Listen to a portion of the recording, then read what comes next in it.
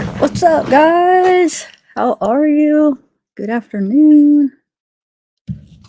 Oh, who do we got in the house? Fresh oil and thin ready to go. What are you guys doing? Fresh oil. All right. So, how's everybody doing?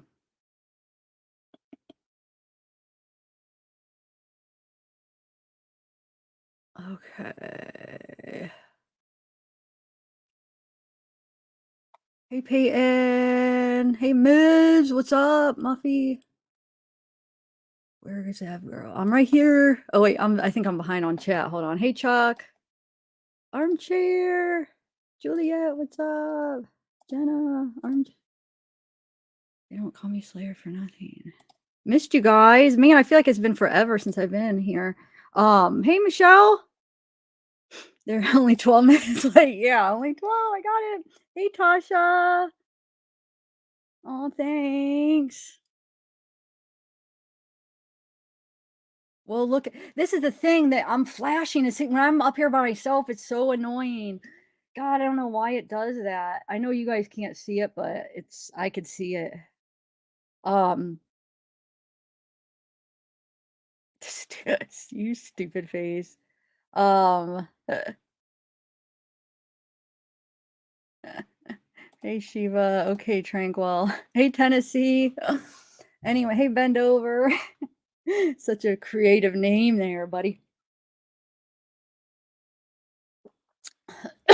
Unless if that's your real name. Actually, I know Dovers. I know some Dovers, um, from around here. But is your name really Bend Over, or is that just like a joke? Hey Lee.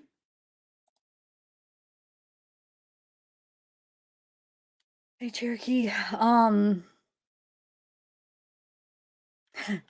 I'm guessing it's a joke, maybe. Wait, is this herb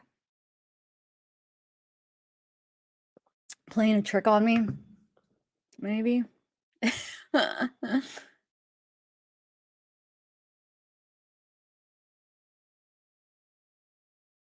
Okay, so let the light shine.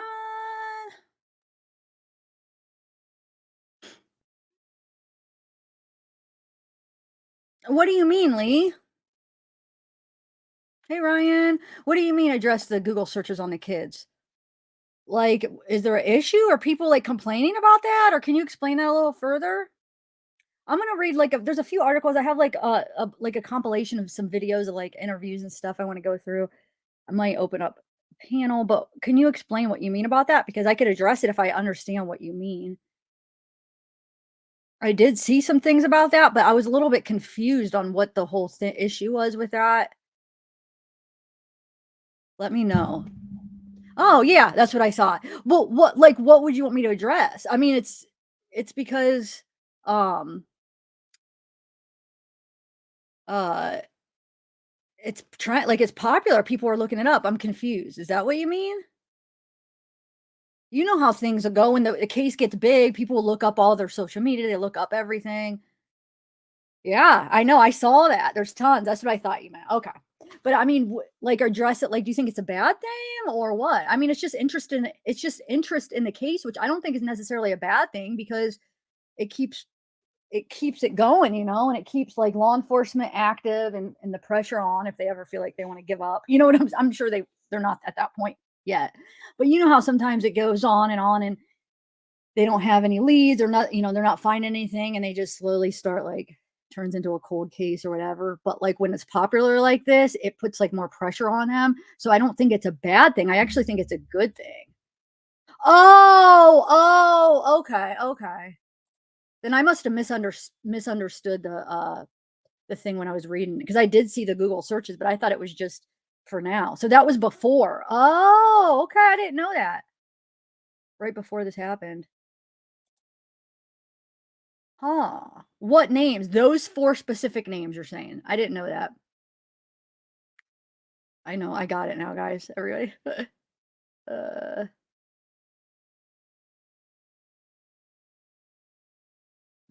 These cases. Oh, thanks, Tyler.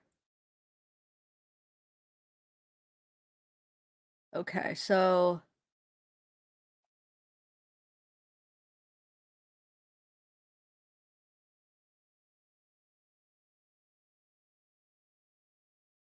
all right. Now you got me wanting to look at that, huh? Is there much to even find on that though, really? All right, so let's do hold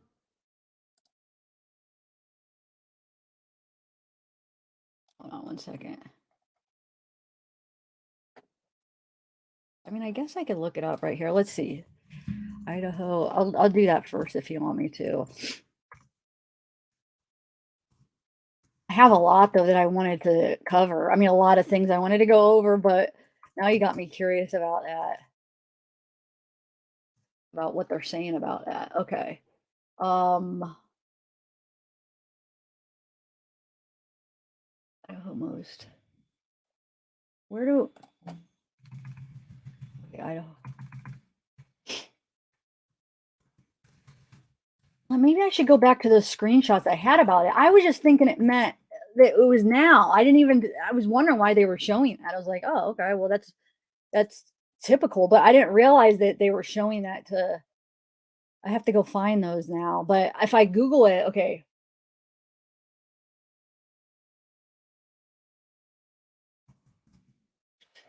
Let's see. I'm trying to like figure out how to word it to bring it up. Um,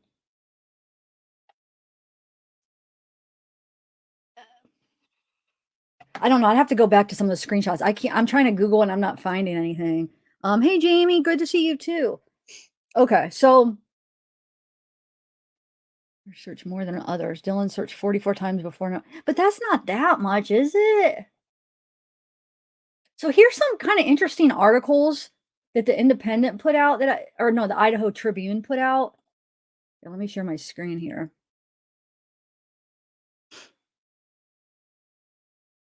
Oh, maybe because when I saw that, I just thought it was just for the keys. Like they had all like the percentages and the trends and stuff.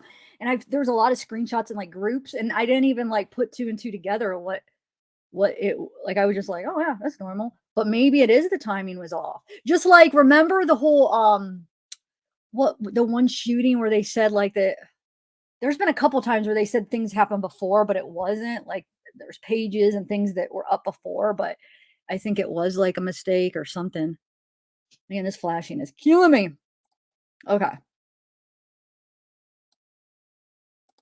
Let's look at some of these articles, and then I have like a compilation of all these like videos. Okay, so okay, let's look at this one first.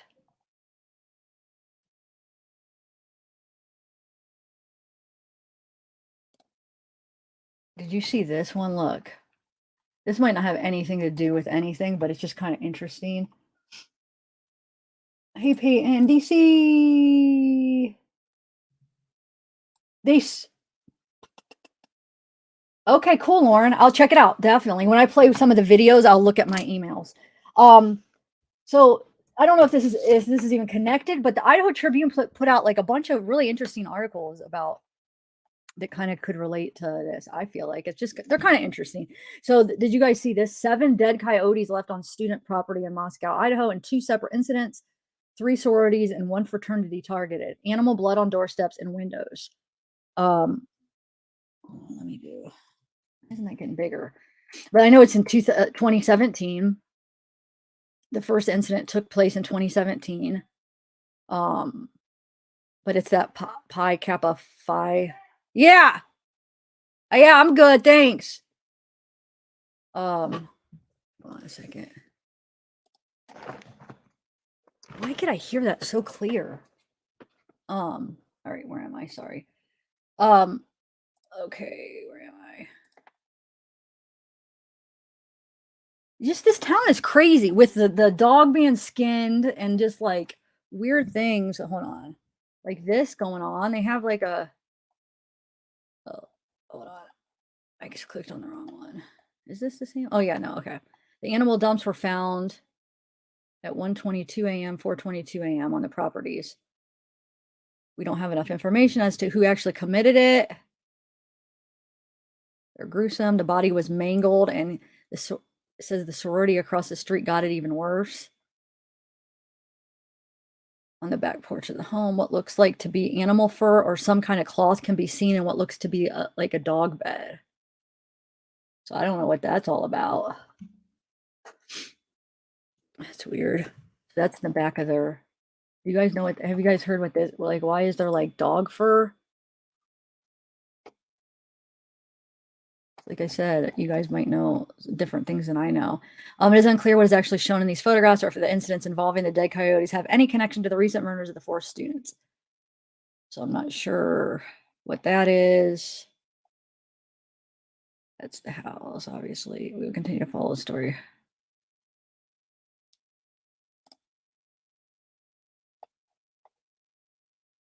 Oh, this is actually a really good article. It has a bunch of good links, but we'll go through that in a little bit. So what do you guys think? No, do you think there's any connection with this murder? This one says, hold on. 3 separate unsolved stabbing incidents in 3 years sparked community concern. Sandra Ladd, Travis Juten, and 4 University of Idaho students, all stabbed by unknown suspect while sleeping.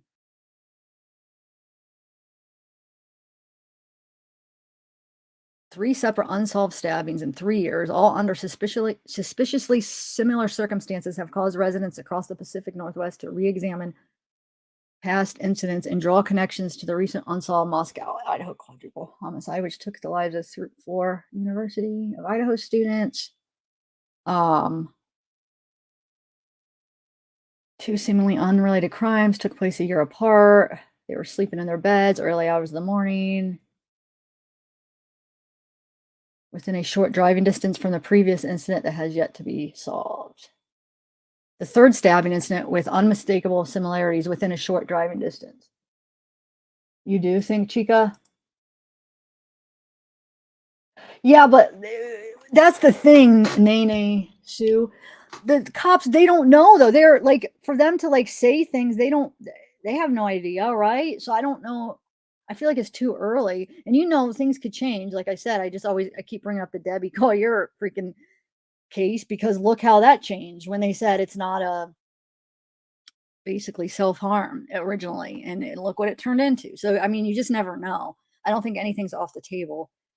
But so on June 14th, 2020, Sandra Ladd, 71, was found deceased in her home with stab wounds to her torso. Ladd was presumably sleeping in her Washougal, Washington home, possibly in the late hours of the 13th, when an unknown intruder entered her residence. See, that's the same date, the 13th.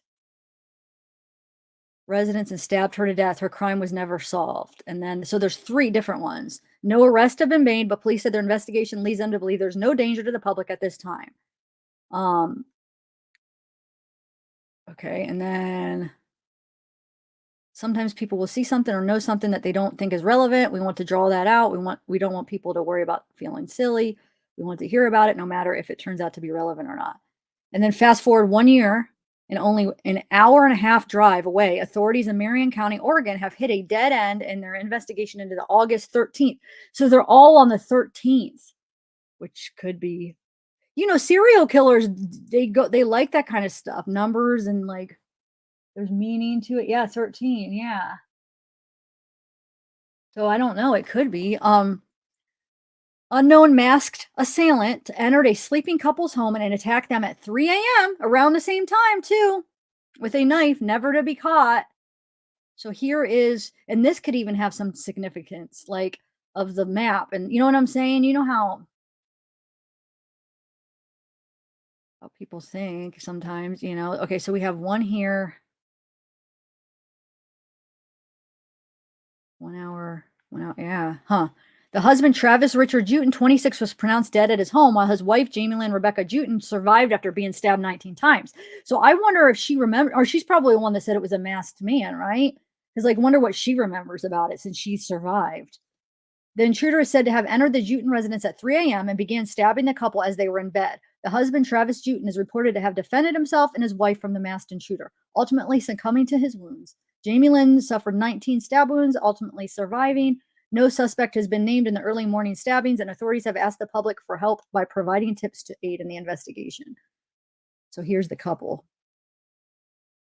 Striking similarities in both incidents have sparked the curiosity of online sleuths. They have taken place under similar circumstances, November 13th, as the November 13th.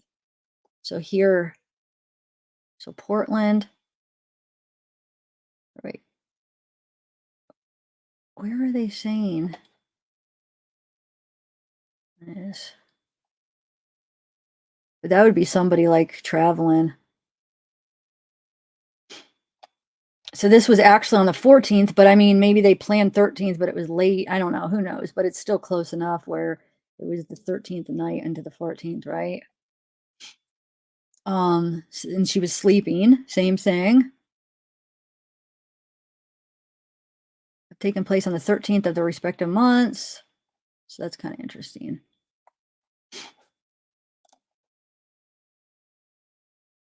And then this, like, I guess the area where they were murdered was a known party spot. Taxi driver says that where people go to get drugs.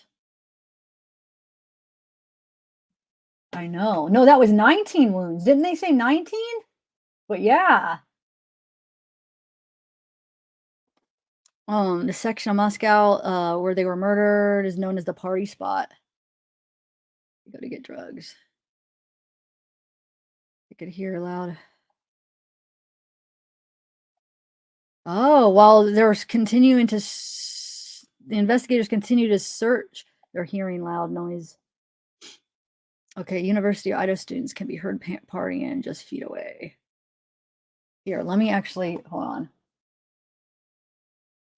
Let me share my screen, hold on.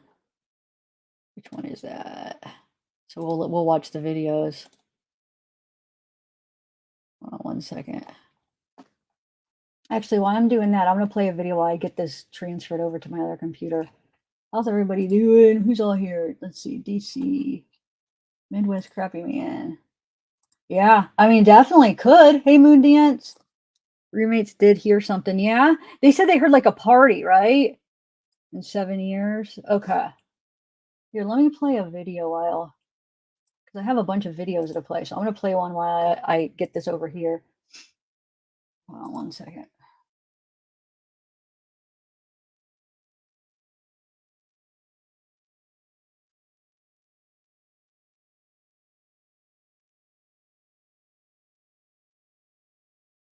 Okay, let's do that one. I'm going to play this one. Hold on. I don't want to play.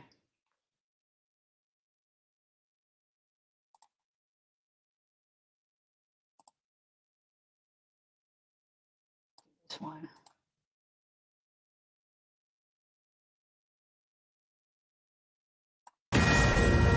We begin with a Fox News alert. The parents of one of the 4 murdered University of Idaho students are speaking out to Fox News and standing behind her ex-boyfriend, who she called minutes before she was murdered. The 4 were stabbed to death while sleeping in their beds. And the Moscow police chief now says when officers arrived at the home, there were no signs of forced entry. Police also revealing the 911 call that was made about 9 hours after the killing came from one of the roommates' cell phones. Police previously cleared the roommates of any wrongdoing. Kaylee Gonsalves's ex-boyfriend Jack was identified as the person she called 10 times the night she was killed. Here are her parents on Lawrence Jones' cross country from just last night. We love Jack, absolutely love Jack. We stand behind Jack 1,000%. Jack was Kaylee's boyfriend for many years. They just recently broke up. There was no animosity at all. It was a breakup on Kaylee's point. It was not, they still talked every single day. Kaylee just thought that she needed a little break. They're wasting their time with Jack. And Jack is just as distraught as we are. Jack is our family. Jack is 100%, 2,000% our family. Okay, wow. So that was the parents seemingly clearing the ex-boyfriend. And first of all, how brave of these people to speak out, to come on television and talk about this. You know, they talked about there being so much evidence that police are looking at, from evidence within the house and even outside of the house. And I want to play a little bit more sound from the parents talking about all of the evidence police are looking at. Let's listen. They're telling us that there's so much evidence that it's going to take a lot of time to process it all. This wasn't like a pinpoint crime. This person was sloppy. They have not confirmed that they have DNA from this person. They just said that they have a ton of evidence. It's all digital information, phones pinging off of their residence, somebody's ring cams, and they're combing through that, and obviously physical evidence from the inside the house. Okay, so Sean, I want to go to you on this because you touched on this yesterday when we talked about this. You talked about the cell phone activity that could be key. Now, we know the FBI is assisting the Idaho State Police and the local police, and they are very good at analyzing this cell phone data. What do you think they can glean? Well, no, they are good. And so you look at the Moscow Police Department, even the State Police Department of Idaho, you want expertise. You want people who do this every single day. I mean, Jimmy tells jokes every day. He's good at it. I don't. I mean, when you do things over and over again, you become proficient. And so to bring the FBI in as the experts, again, I think they're going to do a better job of looking at evidence that the state police and the local police may not be thinking about. And again, we talk about the cell phones and the video cameras, looking for DNA. That really matters. And that expertise, I think, is going to make sure that we get a conclusion of this case. And for me, I look at what's been talked about, this crime of passion. I think that matters. You have 4 deceased victims. There's a pool of people that we're going to pull from. There's only that many people that will have passion that can commit a crime like this. It's about narrowing that pool down and figuring out who was the criminal. Yeah, and as a former state prosecutor, you know the things that they're looking at. What do you guys think about the family all but clearing the ex-boyfriend? Nicole, let me ask you about that. You know, I think it's interesting. Obviously, they showed their support for this gentleman. They said that their daughter was in a relationship with him for many years, so they feel that they got to know him, felt very close, could never fathom that he would do something such as that. The fact that she did call him so many times that night certainly doesn't implicate him as the suspect. If she knows him very well, why was she calling him? Were there voicemails? Was she calling him because she was scared of something and she wanted his help? Or was it late night and she missed this person and was wanting to call him over and over? So I think looking into that a little bit more, obviously this is a tragedy. And one of the things that, the mother said that she had talked to her earlier in the day and she sounded that she was fine. There wasn't anything that she didn't sound in distress. She was having a good day. We saw the pictures. She was at the food truck. So she was obviously okay through the afternoon, through the evening, early into the morning. It wasn't until something happened once she was home. And so as they're sifting through all this evidence, it will take some time, but I think we will be getting a lot more answers in the days and weeks to come. Yeah, and you mentioned that she had spoken to her daughter just the day before, and she talked about that last night on Lawrence Jones' program. Let's go ahead and take a listen to that. Kaylee called me on Saturday. My birthday was earlier in the week, and said, "Mom, I'll be home on Tuesday, and I'm going to take you out to breakfast, lunch, and dinner, and it's all on me, and we'll celebrate your birthday." And I said, "Well, I don't know if I believe that," meaning she'd pay. But that sounds great, Kaylee. And I'll see you on Tuesday, honey. And then she sent me a couple pictures of her and Maddie. Yeah, wow. So to your point, she didn't sound like a young girl in distress over anything. Jimmy, what are your thoughts on that? I mean, I'm optimistic from the standpoint that police are saying there's a lot of evidence, be it DNA, be it digital. I'm optimistic that we'll finally get some answers. But at the same time, I'm frustrated that we don't have them already because, again, it is a narrow pool who would commit this crime. There is a lot of known information at this point, meaning if there is digital evidence, they have it. It doesn't take a week to get it.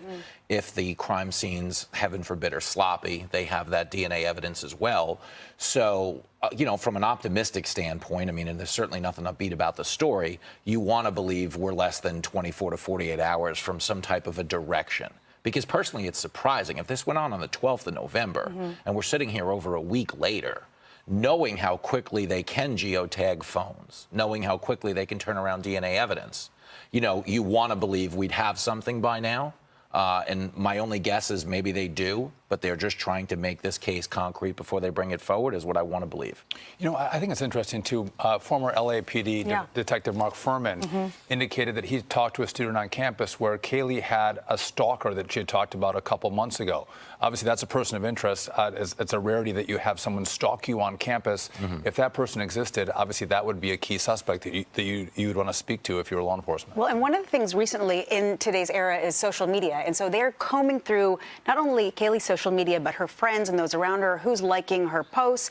And, you know, obviously being a mother thinking about this is very upsetting. So she just bought a new car. She was getting ready to go backpacking all across Europe. She was obviously making money somehow. So they're going to be looking at everything, the friends, the social media, but also, you know, where is she working? These are all going to be persons of interest. So I think the pool is very broad when it started, and hopefully they are able to narrow it down at this point. Well, and to the point of this possible stalker mentioned by former LAP detective Mark Furman, the parents did talk last night about how aware Kaylee was of her safety on campus and off campus. We have a clip of that sound, too. Let's listen to that. Our son went to that college. No, absolutely not. My daughter was aware of her environment. Very aware. She turned her camera on. She would film when she thought somebody was following her out of a mall parking lot or a grocery store. I mean, she would think somebody was following her, and she would call me and say, "Mom, I think there's somebody following me." And I'm like, "Well, Kaylee, call the police," you know. And then she'd say, "Oh, never mind," you know. Just, I mean, she was aware, you know, and very aware. You know, Anita, one thing that really struck me when I heard that last night on Lawrence Jones was, did she have people who we had heard about a stalker? Was she having people who were following her? I mean, how far back does this actually go? And is this as random and as they're making it seem? Well, that's a great question. Well, I hear her talk about her daughter being safety conscious and calling her if someone's following her. Listen, my daughter's the same way, and you get a sense of relief maybe that your child is conscious of their surroundings, and then this happens. It takes away that maybe blanket of security a parent feels that you've taught your kids to be concerned about everything that's happening around them, and this can happen to them in the comfort of their home. Yeah. Well, still so many more questions, and police are expected to hold a press conference later today, so perhaps we'll get more information. I'm on mute, sorry. Hold on 1 second.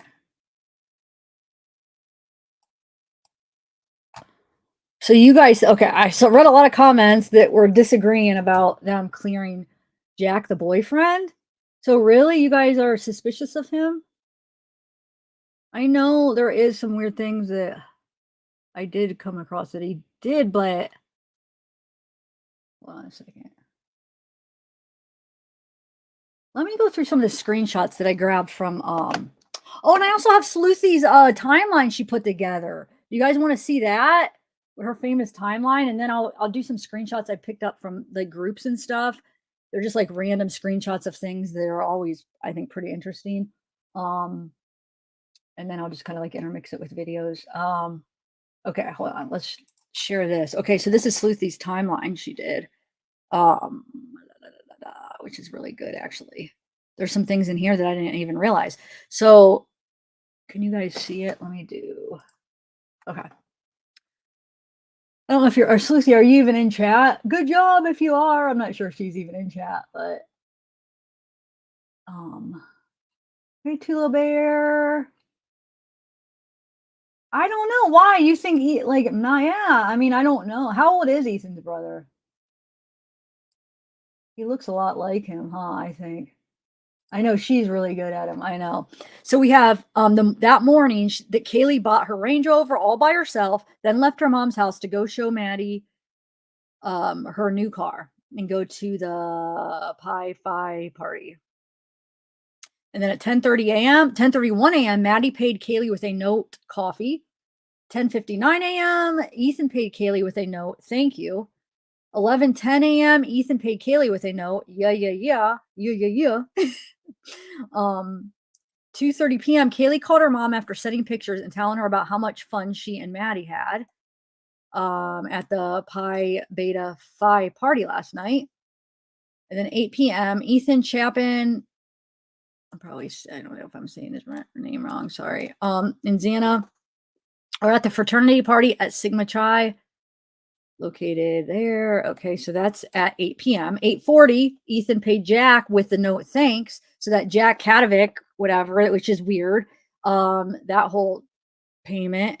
And then here, I'll show you the screenshots in a minute. Let me go through this though real quick. Okay, so 8:40 p.m., Ethan paid Jack with a note thanks. 9 p.m., Ethan and Xana leave fraternity party.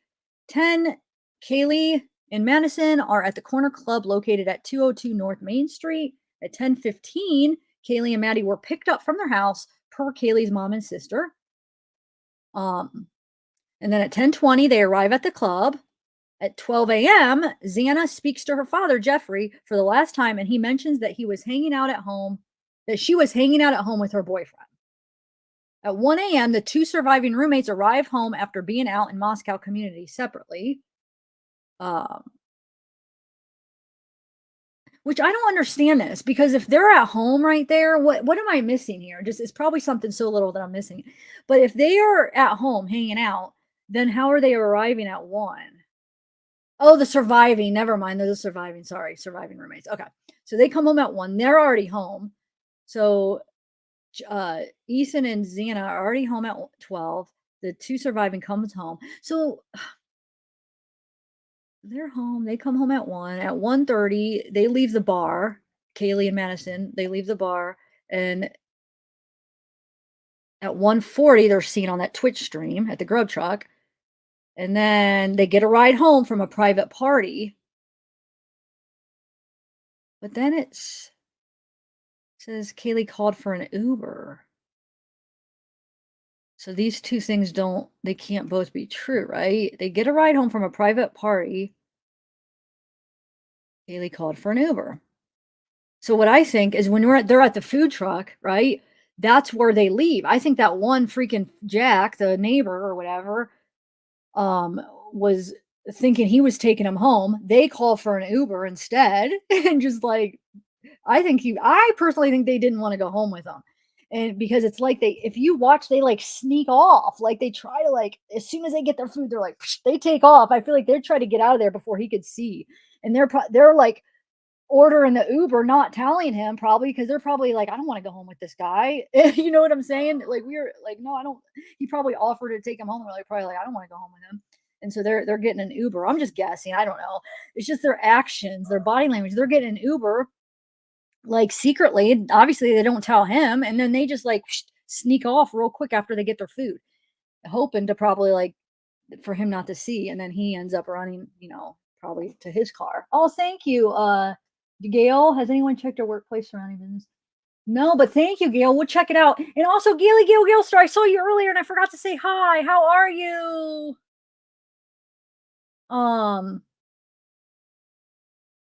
Yeah, okay. See, that makes sense. But I think that neighbor thought he was taking him home. Don't you guys think that? Do you guys know anything? Like, has anything came out? Oh, you think, wait, if what was the case though, Jamie? Can you explain what you mean if what was the case? I just think I'm not saying the hoodie guy, Jack, the neighbor hoodie guy, I'm not saying he is the guy, but I'm saying I don't think they felt comfortable around. I think he was creeping still. Either way, I think he was like creeping him out, and I don't think they wanted to go home with him. I'm not saying that he did he for sure did anything, but I just don't think they wanted to go home with him. And I think he wanted to go home. Hey, Notes. And that's why they kind of snuck off. Oh, okay. I see.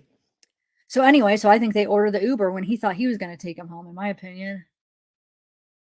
Yeah, exactly. They conspired. We're going to watch that again. I want to watch that part too. So, and see, just kind of like see if we could see anything new. But anyway, so the Uber arrived to pick Kaylee and Maddie up per Kaylee's mom and sister. So they're picking them up from the food truck. That's where they go. So then they arrive home at 1:56, finally confirmed by law enforcement. Finally, they switched the timeline because they were saying 1:45.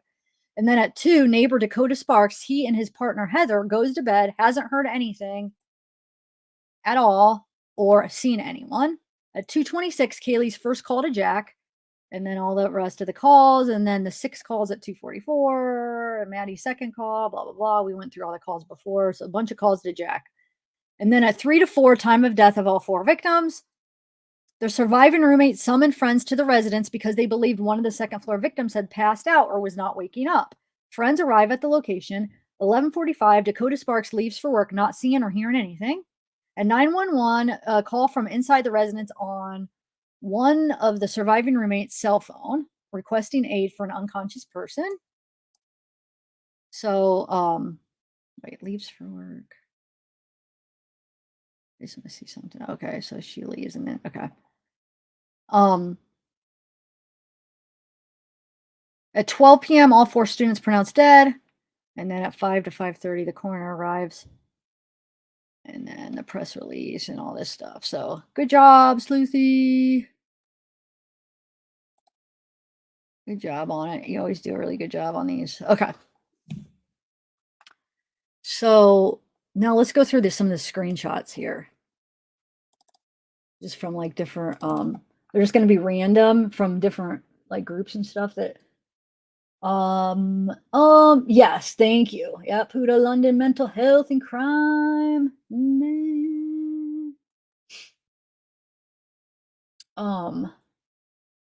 All right, sure. The hoodie guy. Oh, so that's why maybe there's confused. Oh, maybe when sometimes we're talking about different people. Okay. Well, my whole point is that they got a different ride than that guy, that hoodie guy that wanted the supposed neighbor or whatever, the neighbor. I don't know why I say supposed.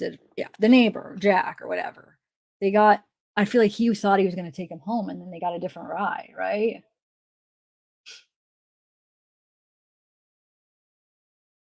Okay, so oh. I don't know. Yeah, that's what he said. He told that guy, that guy in the tan hat, he told him that. Hold on.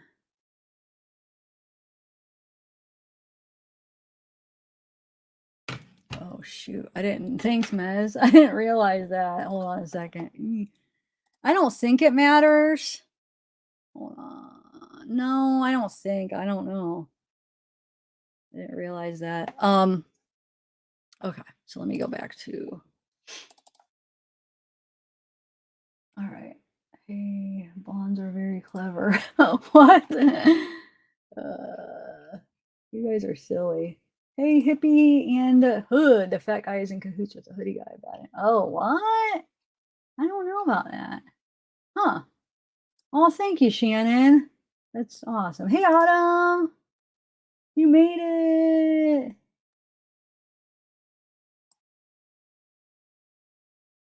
So I wonder if they called it, are you Jamie? Okay.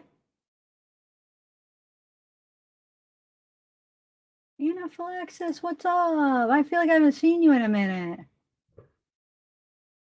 Okay, so let's look at some of these screenshots here. They're really random, guys, like I said. So they're like not going to be in any order, but there's some, they're interesting. I saved them because I felt like they have some interesting things in some of them. So here's a good side view of the house. Here is the hoodie guy, Showwalker. Oh, and then, dude, this little animal right here. What? Okay, this is in like one of their TikToks. Did you guys see that? Here, hold on. Let me show you. So this must be. I'm trying to figure out what house they're in because watch. You see this little thing? Now watch. Hold on. I mean, I don't know what it means, but it's just kind of interesting. Hold on, let me find it. It's in one of their TikToks. I think it was. I forget which one. Hold on. I don't know if it was Kaylee's TikTok. Hold on, let me see. I'll show you.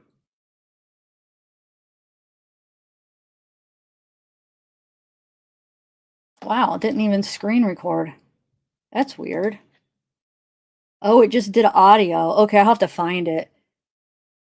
Hold on. Give me 1 minute because it's kind of interesting.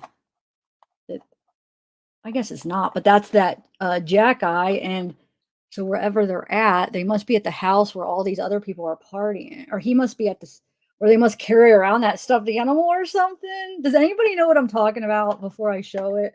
Or no? Did anybody else catch that? Okay, hold on. Let me find it real quick.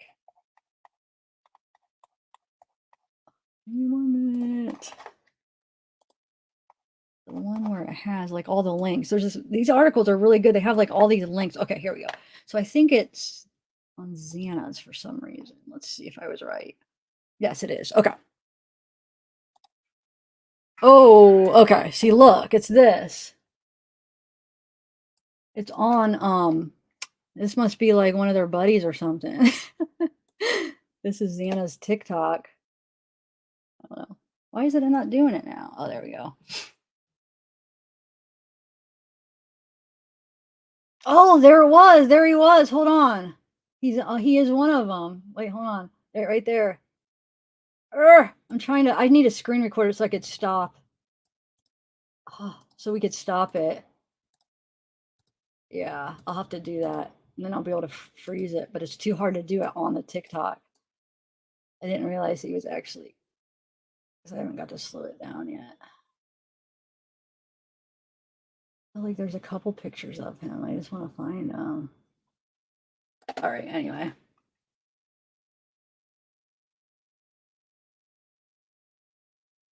All right, let's take this down. Okay, let's go back through the screenshots real quick. Okay.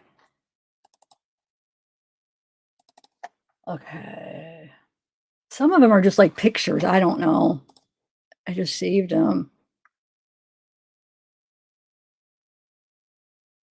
All right.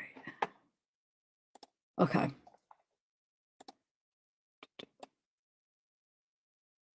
Yeah, so yeah, the dog was there. It was unharmed. It was at the residence. Because weren't you guys talking about that on the last live?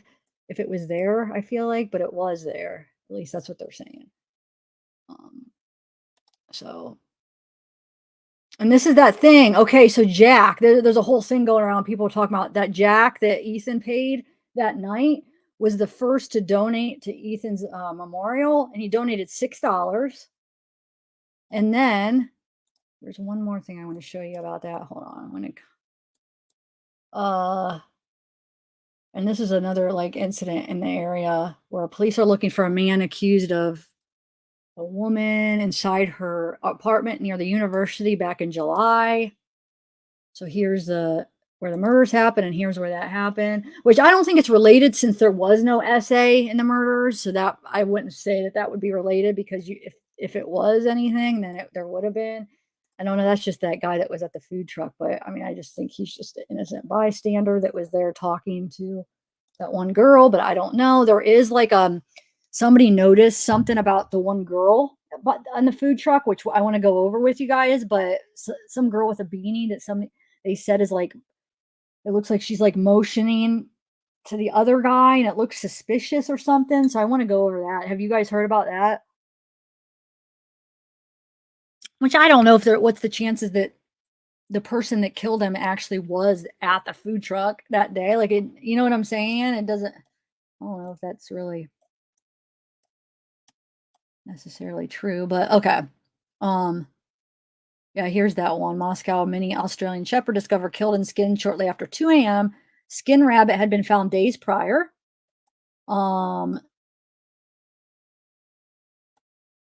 So she had been home with family. November 11th, Maddie's final Instagram post.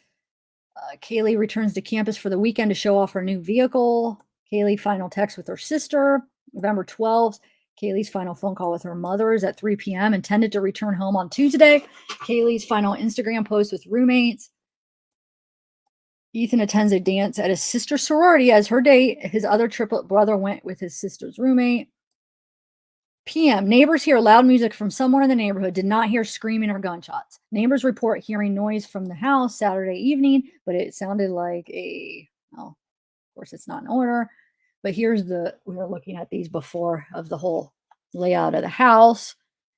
And like I said, we were right. It was the bottom floor of the surviving. Everybody was like arguing, and it's the top floor. But the bottom floor is the one that the two survivors were at. The 2 surviving roommates. Okay. Here's just some information about the victim. So Ethan, 20-year-old from Conway, second-year student, though, still classified as freshman, likely due to his credit hours, member of Sigma Chi fraternity, majoring in recreation, sport and tourism management in the College of Education, Health and Human Sciences. Indicates hometown is Mount Vernon, one of triplets that all attended the university, staying overnight with his girlfriend. So Xana from Avondale, Arizona, junior from Post Falls, majoring in marketing in the College of Business and Economics. They're all members of like sororities and fraternities. She's a member of Pi Beta Phi sorority and dating Ethan. Worked as a server at Mad Greek restaurant. So Maddie, 21-year-old from, I don't know how to say that, Idaho, senior majoring in marketing in the College of Business and Economics, member of Pi Beta Phi sorority, worked as a server at Mad Creek restaurant, planned to move to Boise after graduation in spring. Family asked Goncalves family to speak on their behalf. Or wait, family has asked. Okay. They asked the Goncalves. I don't know if I'm saying that right, but yeah, they asked them to speak on their behalf. Okay. So Kaylee from Rathdrum, Idaho, senior majoring in general studies and college letters. Okay.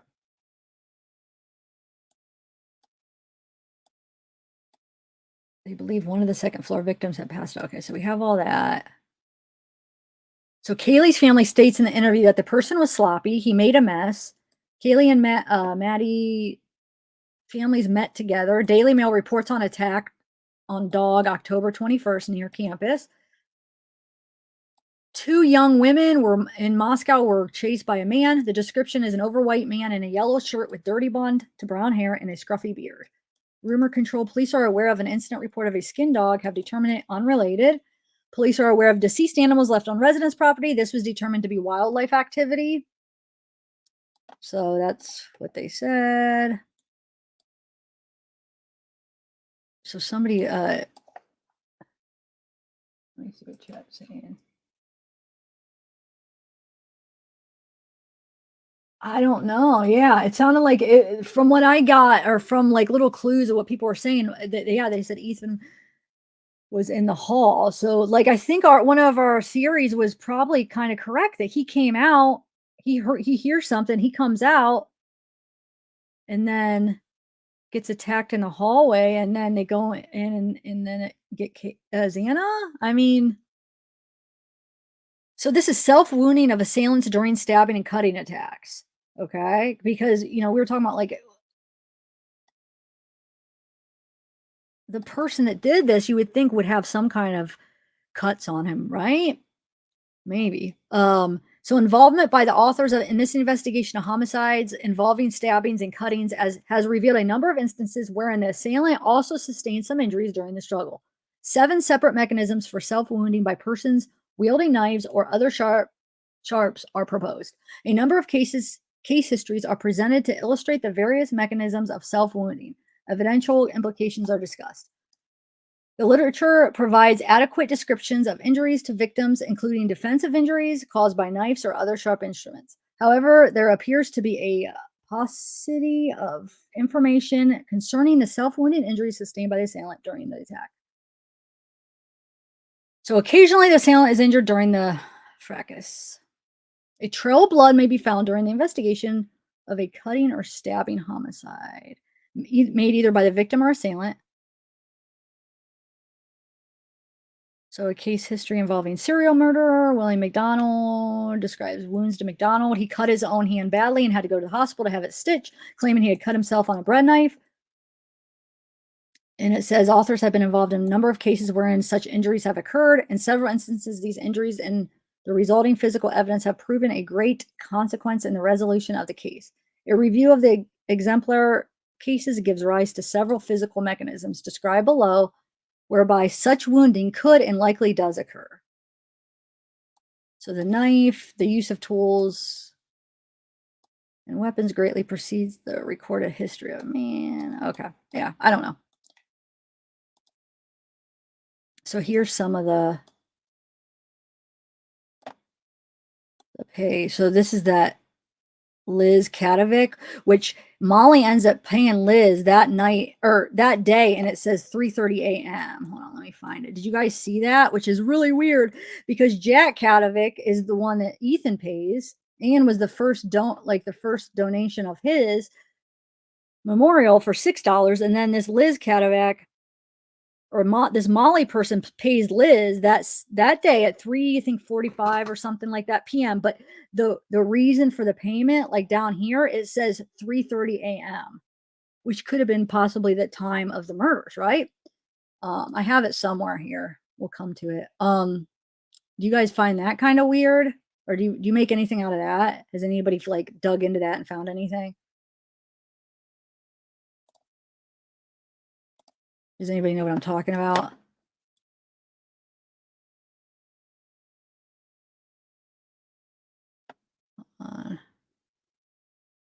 Rumor debunked, no indication of a party at the residence. Do not have a suspect, weapon, or clothing of suspect at this time. Cannot say there was no threat to community. No sign of forced entry, no damage to anything. Door was open. Victims arrived home. Okay, so that's just okay.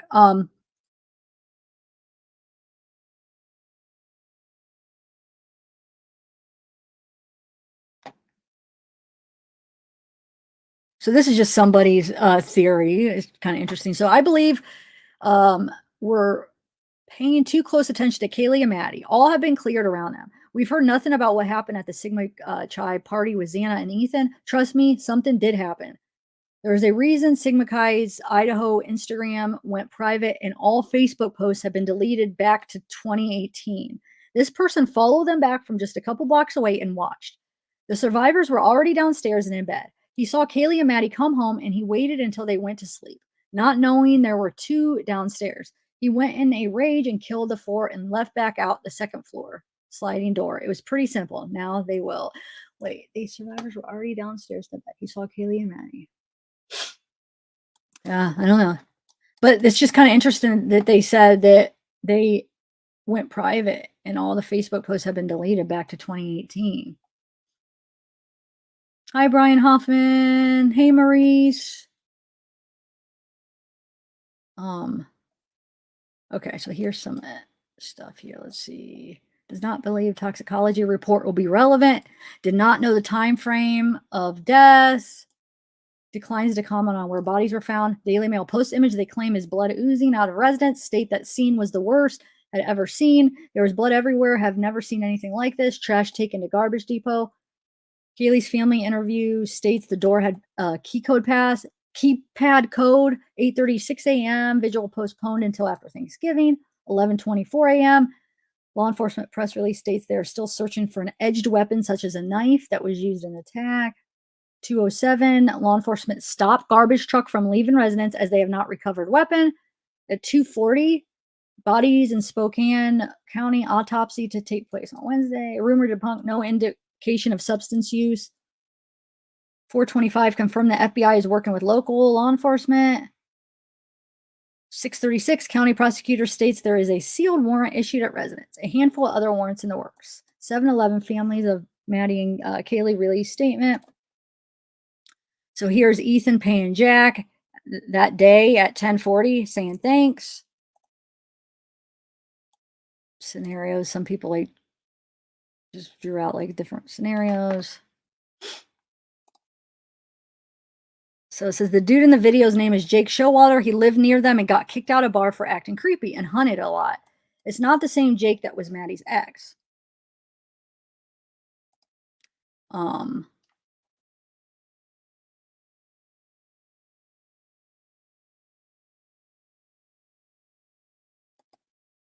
Here's a picture of him, a little bit younger.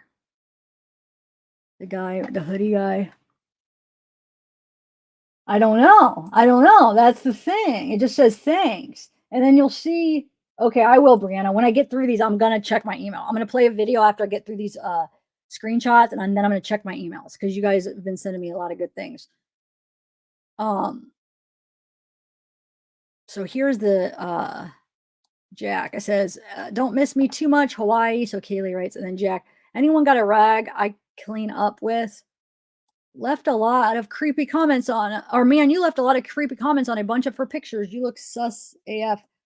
Jack says, girlfriend for 5, she was my girlfriend for 5 years. You're a creep for stalking a deceased person's bikini pics, hiding behind a fluke account. Why did you call Kaylee and her friend Maddie so many times on Sunday at 2:45 a.m.?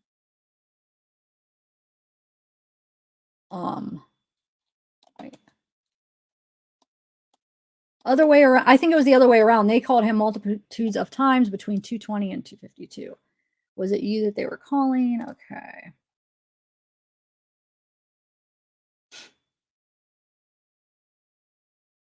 So this just shows like which weapons are most commonly used.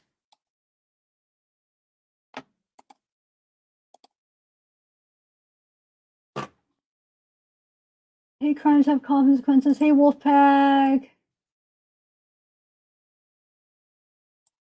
Hey, little dog. Okay.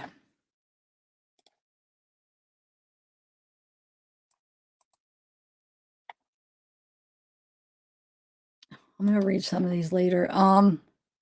Somebody says, it's literally the neighbor and it's so obvious, especially after his interview Monday. He is the stalker, hunter, longtime resident, and maybe even hoodie boy. He said he didn't see or hear anything because he went to sleep at 2 a.m. that night and had work at 11:45 a.m. that morning.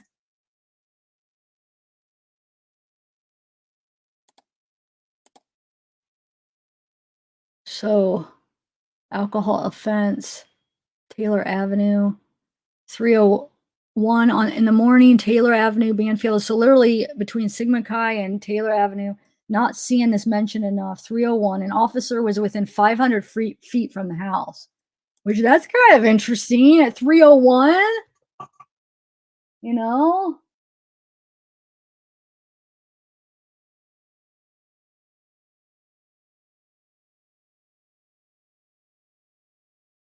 You know. Hey, D. Hey, D.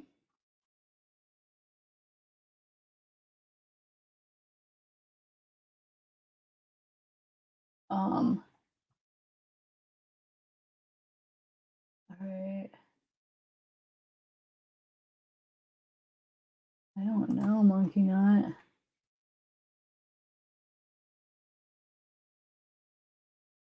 I don't know.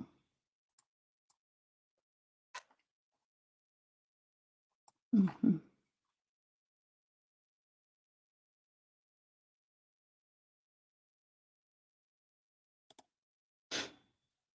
So this guy, okay, so it says this guy at the uni where the girls go have friends in common. Seems to have some strange fascination with blood, slitting throats, chest injuries, knives, and stabbing. He looks to be the same person she was hugging at the food truck. I've had to cover his face as it's speculation at the moment. It does look like there's some pullback from her, as you can see by the jacket. So I don't know. I can't, since she covers the face, I don't know if it's the guy she hugs at the food truck. You know? I'm not sure. What have you guys saw anything like that? There's a DNA in the house. Hey, General Sorrow. Hey, what's up? Okay. So this is Kaylee's. So Kaylee's car for sale indicating she planned to move across the country. Texas, the beginning of December. Selling my car, my 2011 Subaru. It needs new tires. There's a tear in the driver's seat. There's only those are the only issues. There has been a great car for me. It has no mechanical issues whatsoever. I'm moving across the country in the beginning of December, so looking to sell my car.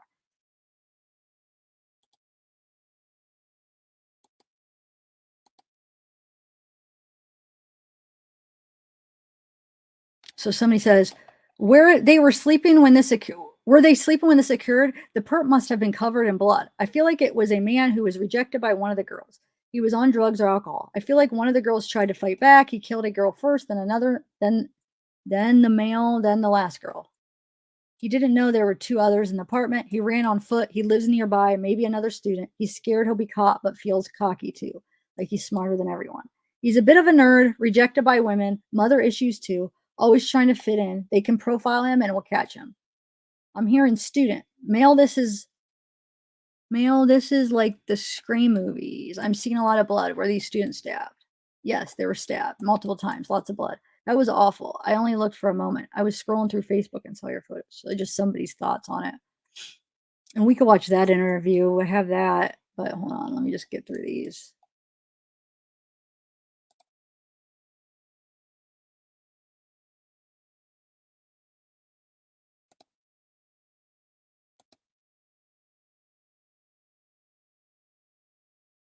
She threw his name out there to give a timeline. The last time we know of Kaylee being alive, that was the purpose of it.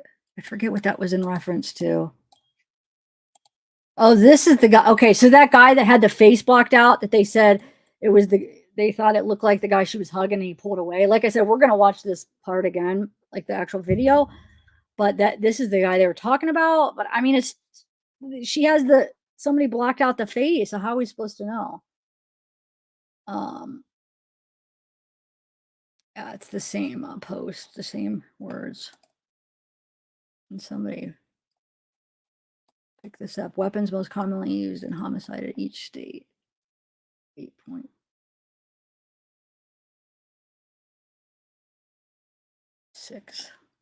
See, so here, I don't think it looks like him.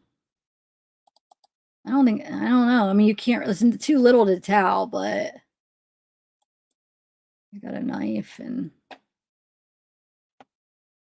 I don't think it's him, to be honest. So this is Joe, the guy that was talking to hoodie guy with the hat on that pointed like, hey, the girls are leaving. So they say, thanks for clarifying. Do you remember his exact reaction when you pointed out that the girls left? Yeah, he said, what the F? Like he was like, why are these girls ditching me? Oh, here. So, and then we read some other screenshots where he said something like, where he said that he said that he was their friend and he was making sure that they were going to get home okay and stuff. But yeah, then they said, hey, why are they ditching me? Yeah, I think that's exactly what they were doing. Here it is. 3:30 a.m. That's labeled that night. So this is the day she pays this Liz Katovic, which has the same last name as Jack Katovic, which Ethan paid earlier. Labeled 3:30 a.m. It's just really weird. Does anybody else? Do you think that that's connected at all, or it's just a really weird coincidence?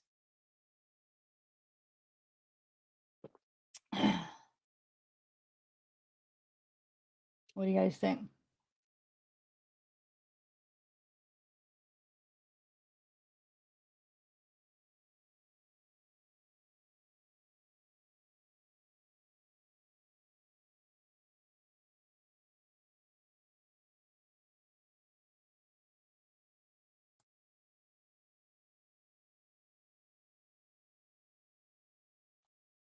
Yeah, it is a very weird, Julie. I don't get, I mean, it could just be random, but just such a weird thing that to be, because then what would that mean? Okay, that somebody's paying this Liz to like kill them or something? I mean, you know what I'm saying? Like if we're thinking that's connected, what does that mean then? Like what would that mean? And then would it be Liz? Thank you, Luna. Appreciate that. Appreciate it. So here's some things people circled. Yeah. And like for what, to kill them, you know?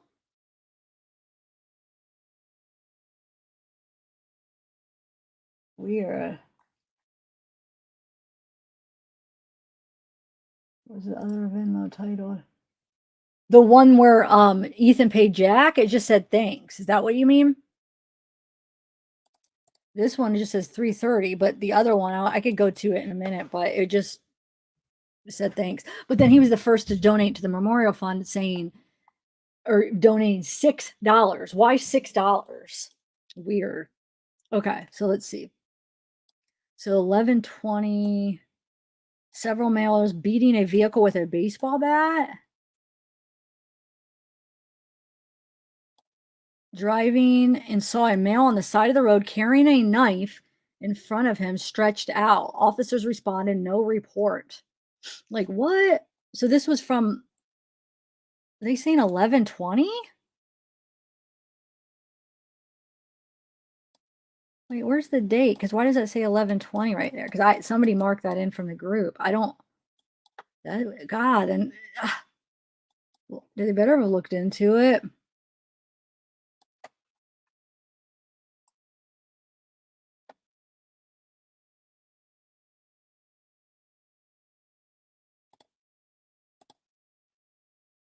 Male, this is 11:17, I guess. Male acting strange, throwing things into a dumpster. No report. Huh. Weird.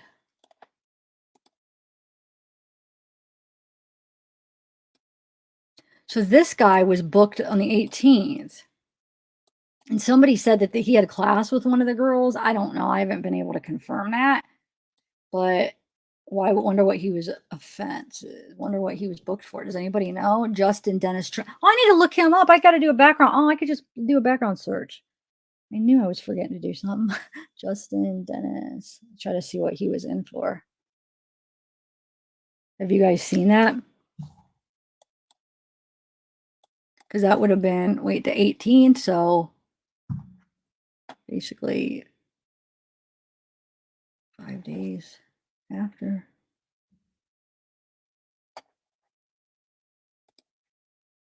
So here's some of the other ones. Molly. So that's the same Molly that paid her, that says 3:30 a.m. Now she's paying Liz 20. It says 20. Liz paid Molly, servant. Molly paid, this is there that is, 3:30. Molly paid Liz, nerdy, peachy. So that's some of the other ones. Does chat need to be slowed down, guys? How's chat?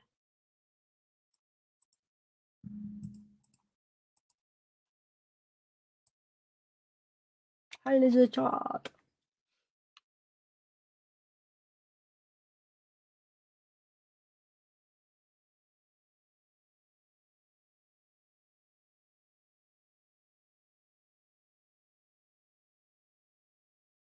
I didn't want to do that. Hold on a second. I'll look at it in 1 second. Let me know if you think I should slow it. I'm going to get to it. Let's see what you guys are saying. Is it too fast? Oh, it's good? Okay. Or some people are saying yes and some people are saying it's good. I don't. Okay. I'll just hold up. Because I know it annoys people when it's on. And then some people think they're blocked.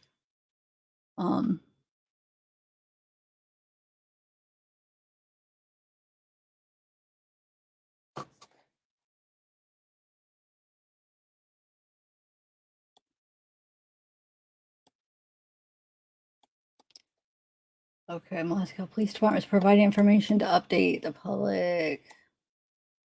Yeah, this is old.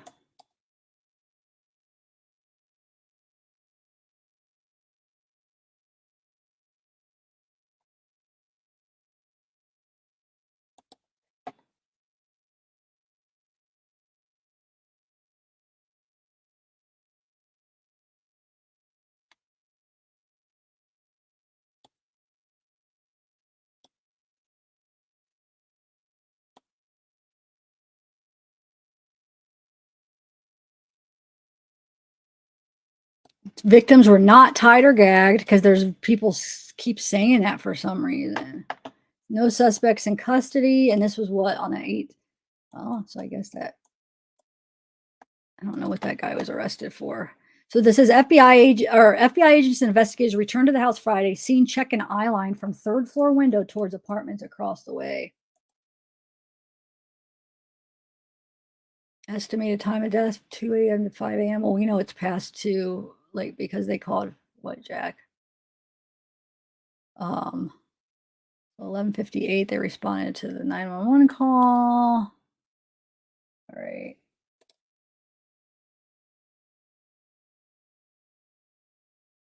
It was yesterday, 11:25. I took a screenshot from the Idaho murder Facebook group of what appears to be a red Mustang convertible being searched by a forensic team The original images and thread were removed from the Facebook group due to disagreements on whether or not the image showed forensic team or a group of people fixing the car.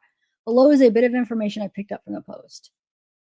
It was posted by someone in the area. The location of the vehicle was on South Deacon Street, less than a mile from the house. The bumper appears to be removed. Screenshot is in the comments. Deacon Street is a 3-minute drive from the girl's house and an 11-minute walk.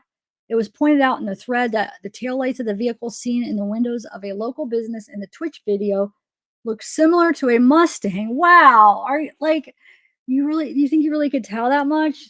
I'm gonna write that down because we are gonna watch that video and see if you can tell. There is I have the picture of them searching it somewhere in the screenshots, but okay.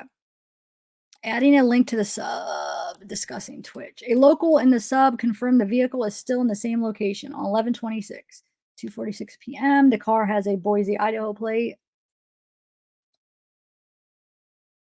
What is this? Hold on. Oh, this is a SA suspect, but I don't think, since there was no SA, I don't think that would be. I gained meaningful experience in formal relationships with some amazing people. All right. Plan to earn my Bachelor of Science Business Marketing degree. Kane West is a part-time talent acquisition intern. All right. Huh. She said a friend who does not live in the house discovered the victims. Ethan was a I forget why I wanted to say this. There's something in my head why.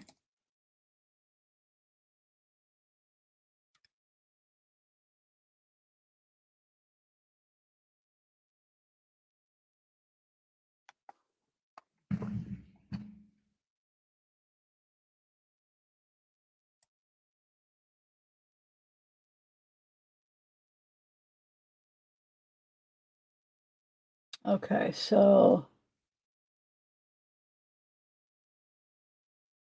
okay, let's do let me see how many more screenshots I have, because I might take a break with the screenshots and do play a video while I check my emails to see what you guys sent me.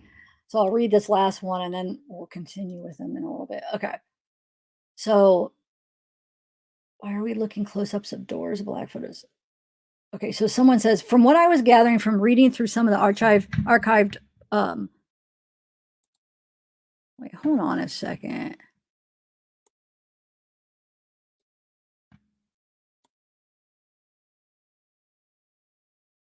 Battling OP. Posted a minute. I don't know. I mean, we can't, there's not even a picture. Okay, so sounds like, what's OP? OP of photos. 4chan was posting a bunch of nonsensical things around the time of the murders. What's OP stand for, guys? The OP then posted a dark photo at 3:09 and titled it illiterate in the photo, which you can see in the links above. Then they posted a minute later of the one with the woman at 3:10, and it said, first step. The photos or original post, though I can see it, allegedly were with the coordinates or metadata with coordinates that were right next to the house or near it.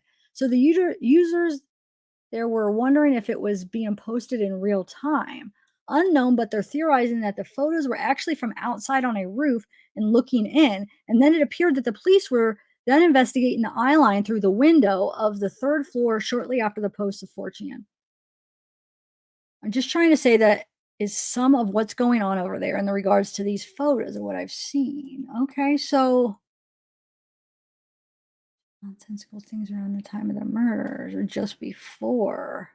Huh. When I was gathering.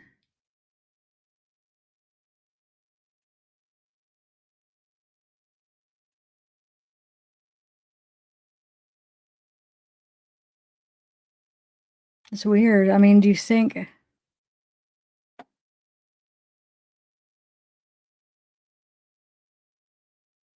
I don't know. Oh, thank you for joining, Flad Tadros. Am I saying that right? Flad Tadros. Thank you. Oh, I've been listening a little. I fell asleep. Oh, hey, little Boston. Okay, so let's I'll continue with those, but we'll take a break with them for a minute. Let me just see where I left off. And we'll go back to the rest of them because I still have more. But I did want to show, hold on. I want to show one more before we go back, before I leave. Hold on. Or before I go on to something else. Hold on.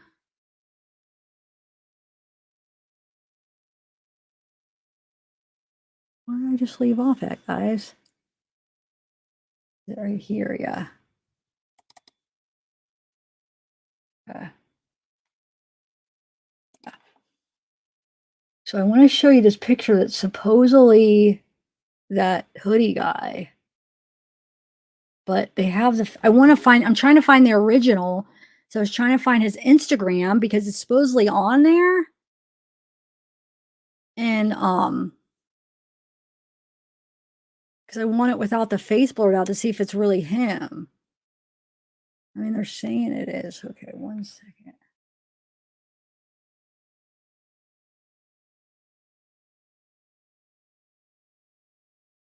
And and that's what remember when I said people, they sent me like this bloody like picture, like I didn't understand what it was. I thought it was just some troll and they emailed me the last live. That's what it was, guys. So they were trying to show me this picture of the hoodie guy. Hold on.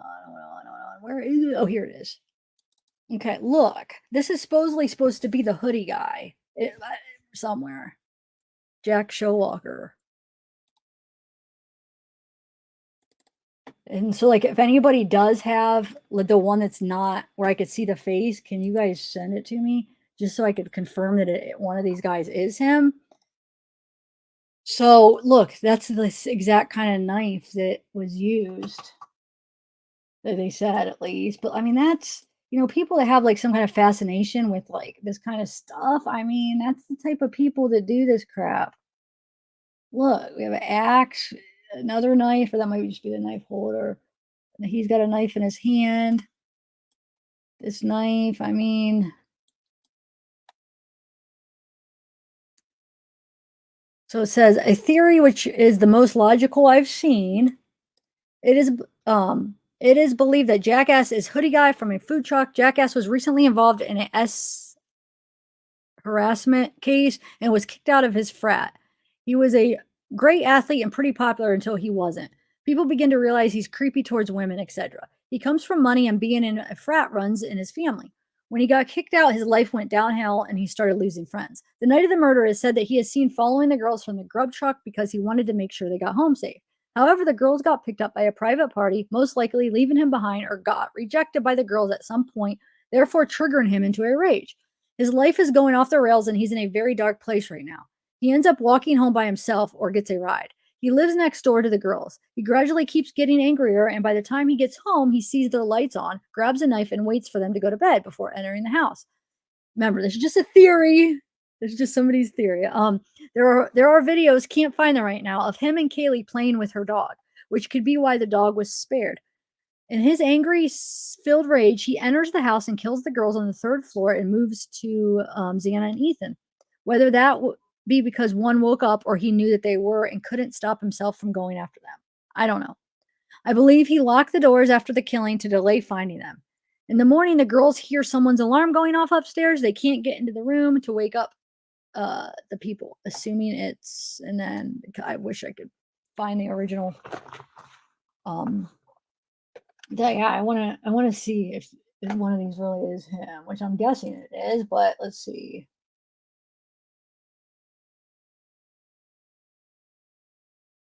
Yeah, maybe. We're all dots, but we're not all used to butchered. Wait, are you talking to me, Lola? I'm confused. Are you talking to somebody else?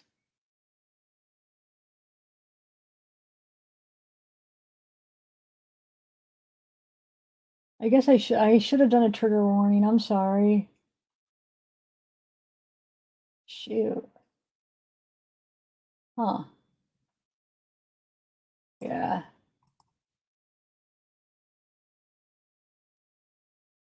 Okay. Anyway. So I'm gonna play another video and then sorry, I know I should have done trigger warning. I do apologize.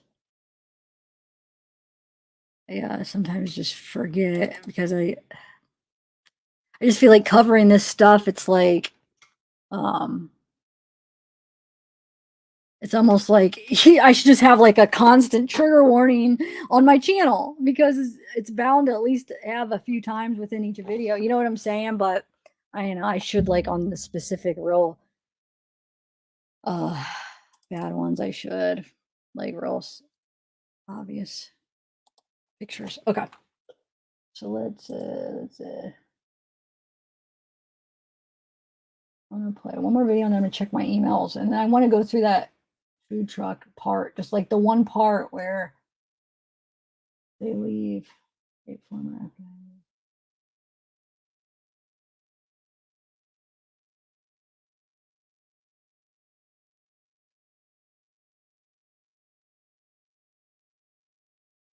Okay, let's just try. I'm gonna do. I'll just pick one to play. They're all pretty good. I feel like I'll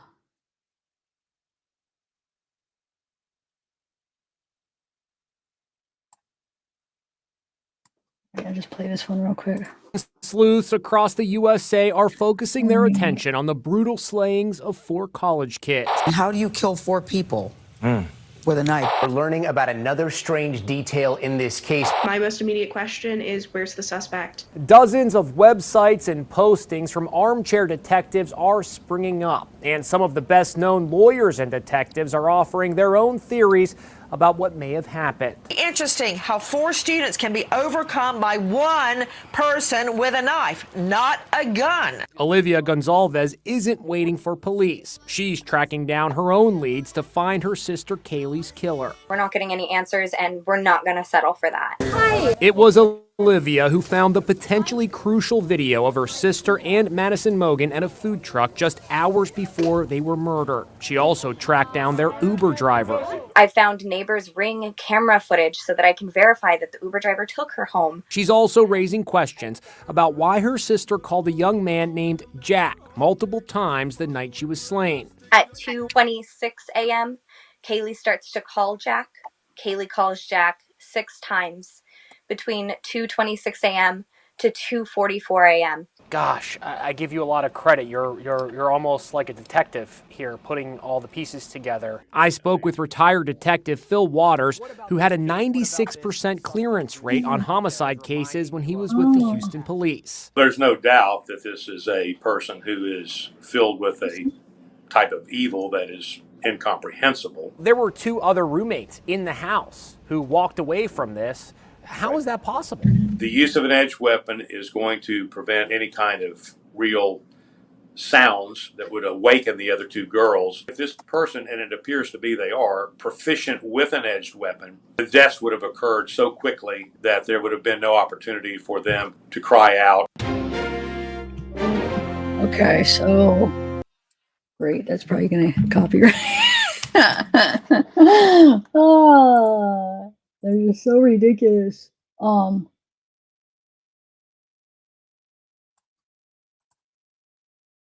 on, let me do one more. I got some good pictures. Somebody sent me a picture, unblocked picture. So this looks like an old picture of Jack, like when he was like a lot younger, with the one with all the blood. I'm going to show you in 1 minute, but let me just play one more quick video while I'm looking through the rest of my emails.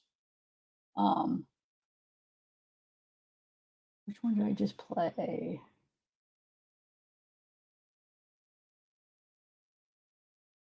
Let me do.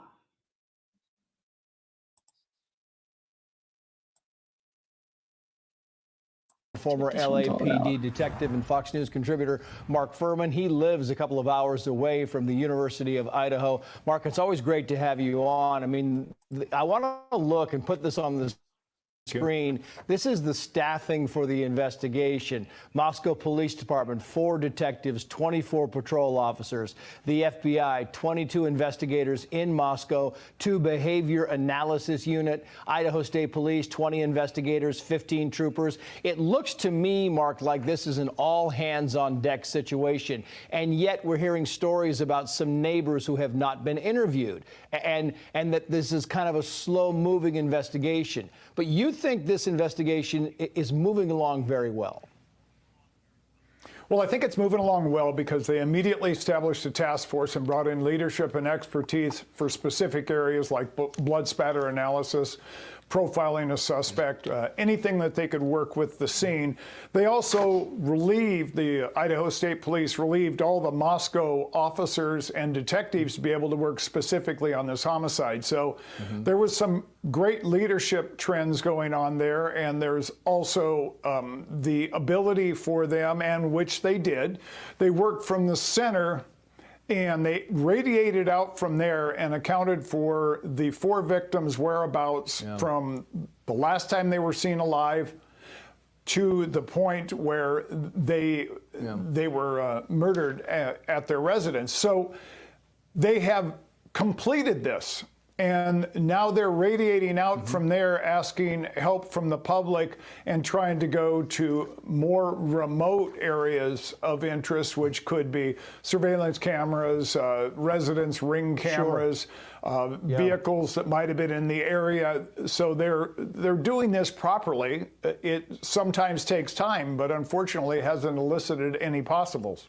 You talk about blood spatter, Mark, and I'm interested in the crime scene because we have a parent who came out and said that investigators told him this was a sloppy scene, it was a mess, and there clearly was blood spatter everywhere in the theme of the crimes. But if they get DNA and this suspect, whoever they may be, is not in the system, can they use genetic genealogy to try and attach this person to the DNA to somebody?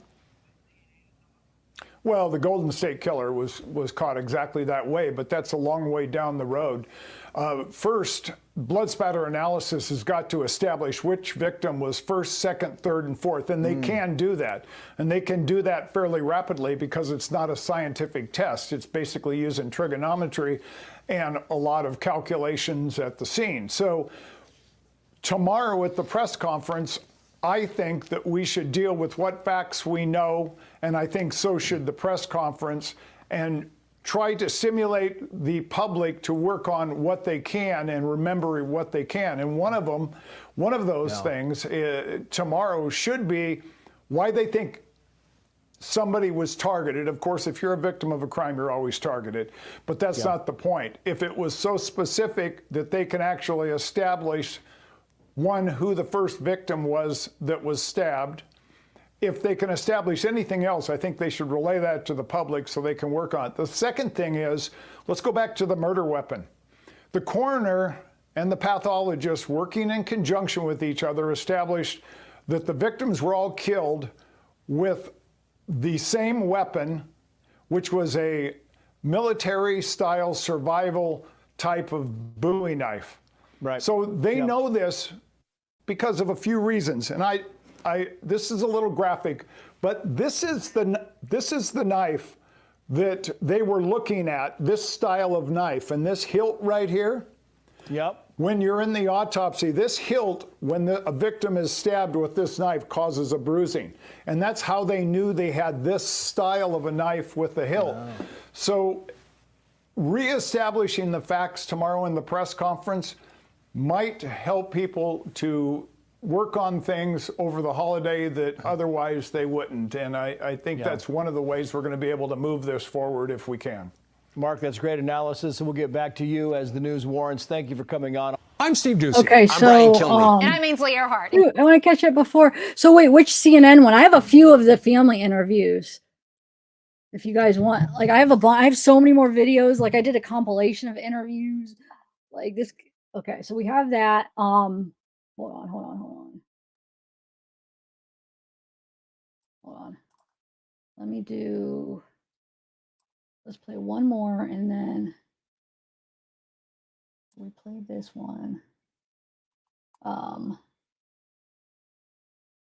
Wait, which one did we just, is this the one we just played? Hold on, I gotta remember so I don't play the same one. No. This one's kind of interesting, but here, let's do, hold on, I'm gonna do,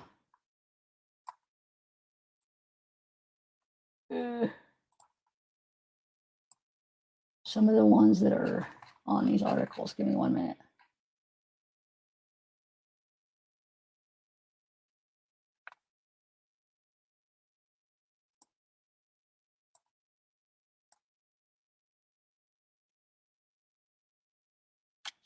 The same freaking one. Oh, because I did it twice.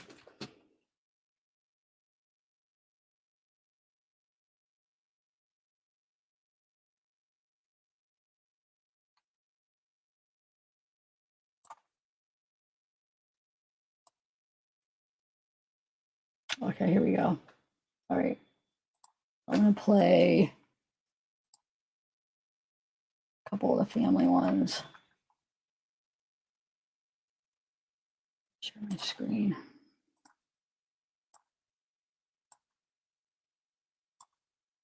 Hopefully it doesn't echo. I'm nervous because I was having an issue for some reason. So annoying. Let's see. Yes. Is it good? Yay. Police, they've said there is no imminent, threat to the public, that they do believe this was an isolated, targeted attack. What is your take on that sentiment? Yeah, I don't share that sentiment. Our family doesn't share that sentiment. I think that anything can be isolated until it's not. And until we have someone in custody, there's no way with any amount of confidence to say this is isolated. It's not, it wasn't a hit and run. They're on the loose. No one's been arrested. So it wasn't a hit and run and they got scared and drove off. It wasn't a car accident. Someone did this with the purpose of doing this. Not once, not twice, not 3 times, but 4. And I don't know of anything scarier than that. I don't know what more people could be scared of. And I do want to add, being vigilant in this case is not enough. They were vigilant. They did go out in pairs. They did Uber downtown with a trusted Uber. They did Uber home with a trusted Uber. They only went to trusted places that they went every other weekend. And this was in Moscow, it has a reputation of being one of the safest. Absolutely. College communities in the country. They lived on one of the most iconic streets for being seniors. It's kind of a well-known place. And, I obviously don't know for a fact, but I know my sisters and I know for a fact they locked their doors. So by all means, they did everything right. Correct. There was a keypad on their front door. I will say, due to the, closeness of the community and due to the safeness of it, I think a lot of people had, access to that door. But yes, that door had a keypad code on it. Somebody knows something. Exactly. If you could talk to witnesses, to anyone, to maybe somebody who has heard a confession already at this point, and you could speak directly to them, what would you say? Yeah, I would say, if you know anything, if you think anything, if you heard anything, if you saw anything, just call it in. Even if the next morning you were taking your dog out for a walk and they were sniffing in a bush and there was a glove, call it in.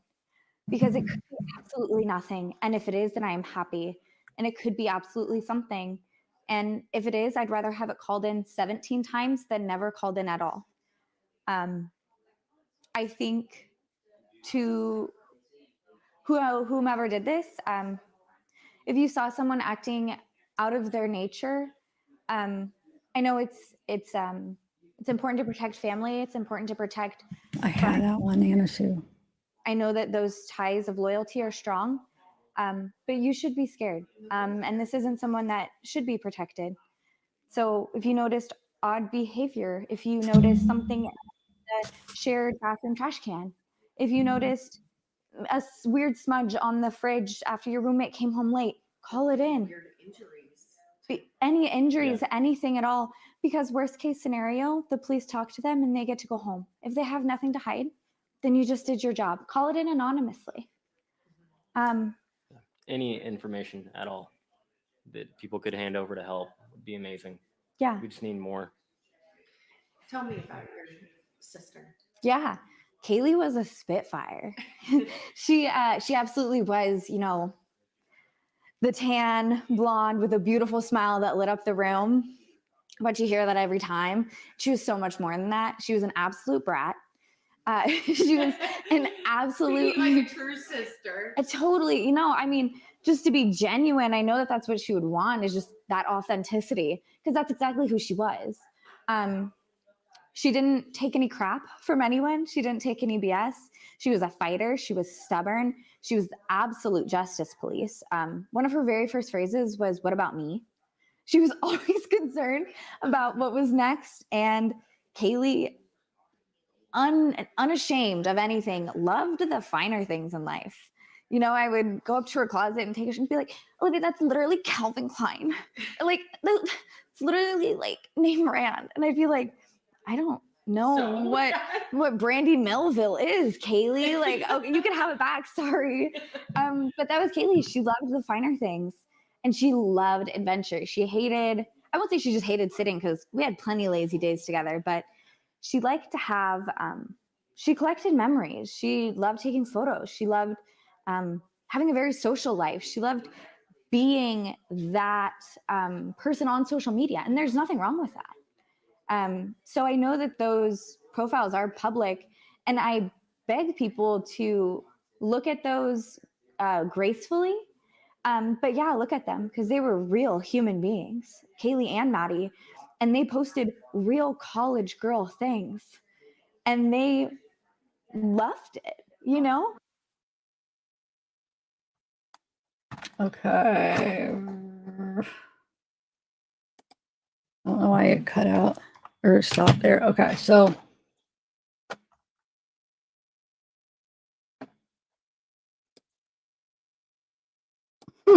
that's weird. The audio just stopped. Can you guys hear me? Why do I feel like you guys can't hear me now? Here, there's one more I wanted to play real quick for you. So you guys, so which Fox, because I have that one, I think I have the one on Fox that you guys are talking about. Oh, hold on a second. There's so many that we could actually watch. This one is, yeah, let's do this one actually first.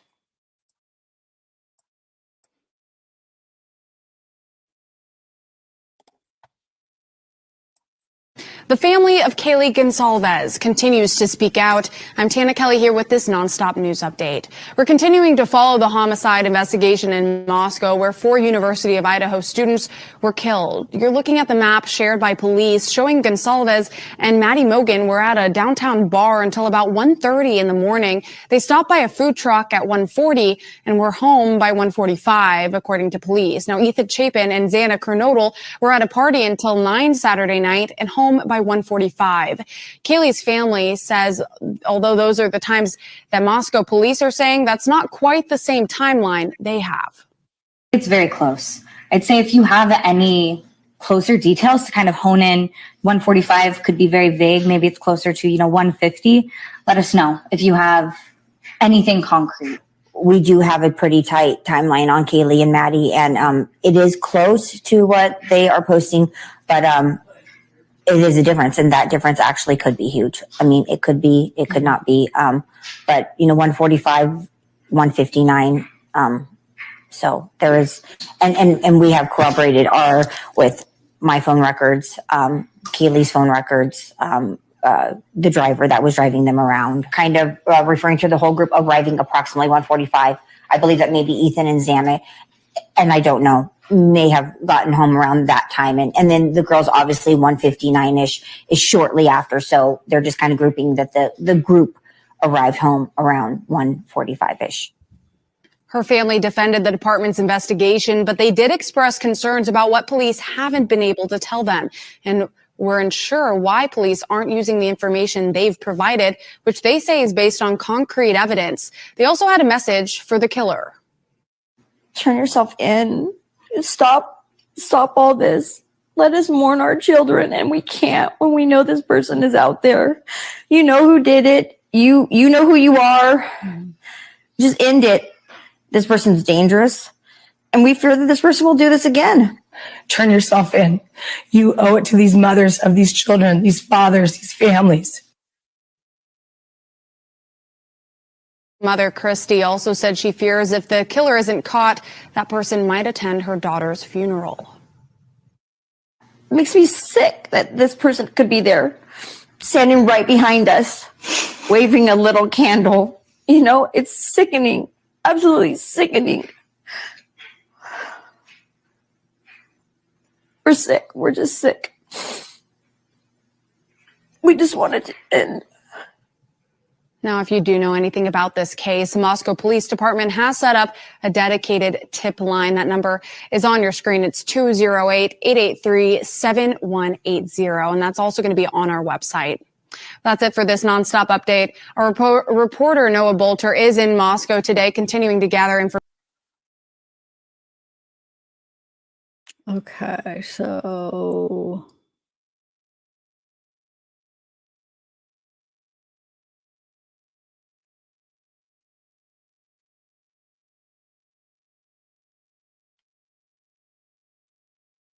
all right, so let's see what else we got. I think there's one more I wanted to play. It's just the one.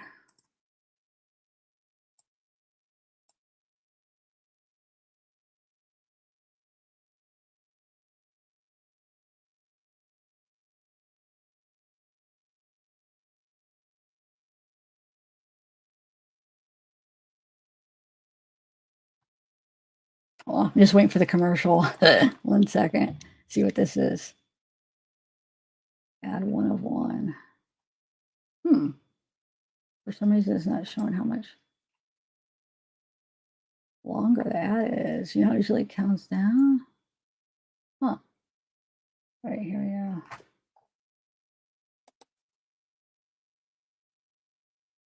Thank you so much for joining us, and we're so sorry for your loss. Christy and Steve, can you tell me about your daughter? This is the one. Our daughter was super driven. She was a 3-time Dean's List member. Her grades were amazing. She competed with everybody. She loved competing. She was just a highly driven person who Had many goals in life. Goals in life. She had an internship that was off a full-time position, and we've worked with them, and they've been great with us this whole time. But yeah, she was driven, and she was going to go somewhere in life, and a great member of society, and that's what we wanted. Yeah, y'all have to be so proud of her, and she was taken away from us far too soon. Can you tell us what the authorities have been telling you? We want to do anything that we can to help you to get justice for your daughter and the rest of the victims. What are they telling you? They're telling us that there's so much evidence that it's going to take a lot of time to process it all. This wasn't like a pinpoint crime. This person was sloppy. He did whatever. When I say he, obviously you can't say that. That's just me. But he made a mess, and there's a mess there, and they're going to have to go through that point by point, and that's going to take a lot of time. That's why they reached out to other facilities to help them with that lab work. They do have a mobile unit on site that they said that they're able to really expedite things with this mobile unit. Hopefully, they're reaching out to other DNA processing type companies such as like 23andMe to get involved. They have not confirmed that they have DNA from this person. They just said that they have a ton of evidence and evidence today with the new this is the video I just played on site. And the FBI, of course, and Idaho police, they said that they were able to pull a ton of evidence from the house today. Yeah. And they're processing that. It just takes time. Yeah, we've only heard positive stories about your daughter and the other victims out there. We couldn't find anybody to say anything about them. It's only been that they were givers, they loved everyone on campus. You see the videos on social media of them being so happy. Did y'all have any clue? I mean, there haven't been a murder, and you guys have sound since 2015. Did y'all have any clue that they may be unsafe on the campus? Was there any indication? Absolutely not. And if they were, we would have told Kaylee to come home immediately. And same with Maddie. Maddie's family is our family. I know we're very close with them. They are not speaking out. They choose not to speak out. And they have asked us to please go ahead and speak on behalf of Maddie. They were best friends from little girls. She was part of our family. Kaylee was part of their family. And absolutely not. Our son went to that college. No, absolutely not. My daughter was aware of her environment. Very aware. She turned her camera on. She would film when she thought somebody was following her out of a mall parking lot or a grocery store. She was very aware that, she was a pretty girl and that, it could attract some problems. So she was alert. She was a streetwise child. She herself was a web sleuth, literally through and through. Listen to, which is just so ironic and just so surreal in all of it. Just very, sad for families when she'd hear about this type of stuff happening. Like, Mom, did you hear about that? Or Mom, did you hear about that? Keep track of it. And she was very well of her surroundings, very well. I mean, she would think somebody was following her and she would call me and say, Mom, I think there's somebody following me. And I'm like, well, Kaylee, call the police, and then she'd say, oh, never mind. They just turned into 7-Eleven. She was aware, and very aware. And she locked her doors at night, and she locked her car. Kaylee was home, had just been home. So we are so thankful that she had just been home for a week and a half. She just bought a brand new vehicle for herself, her first vehicle. She had planned a trip. She was planning on backpacking across Europe for the month of January, starting her new job in February with this internship that she had done, wound up offering her a full-time, very well-paid position that she was very excited to take. And she was with us for the last week and a half. She went home Friday to literally go show off her new vehicle. She was like, Maddie has to see my new ride. Like, she has to see this. And she was talking to Maddie the whole time, going back and forth between the car she was buying, and said, I'm not going to tell you. You're just going to see me pull up and wait till you see what I pull up in. Wow. And that was Friday. And we spoke to Kaylee on Saturday, and she sent me pictures, a lot of the pictures that are online. And they were both of our girls. And when was the last time y'all spoke? When was the last time? What was that conversation like? Was it just like you described? Kaylee called me on Saturday.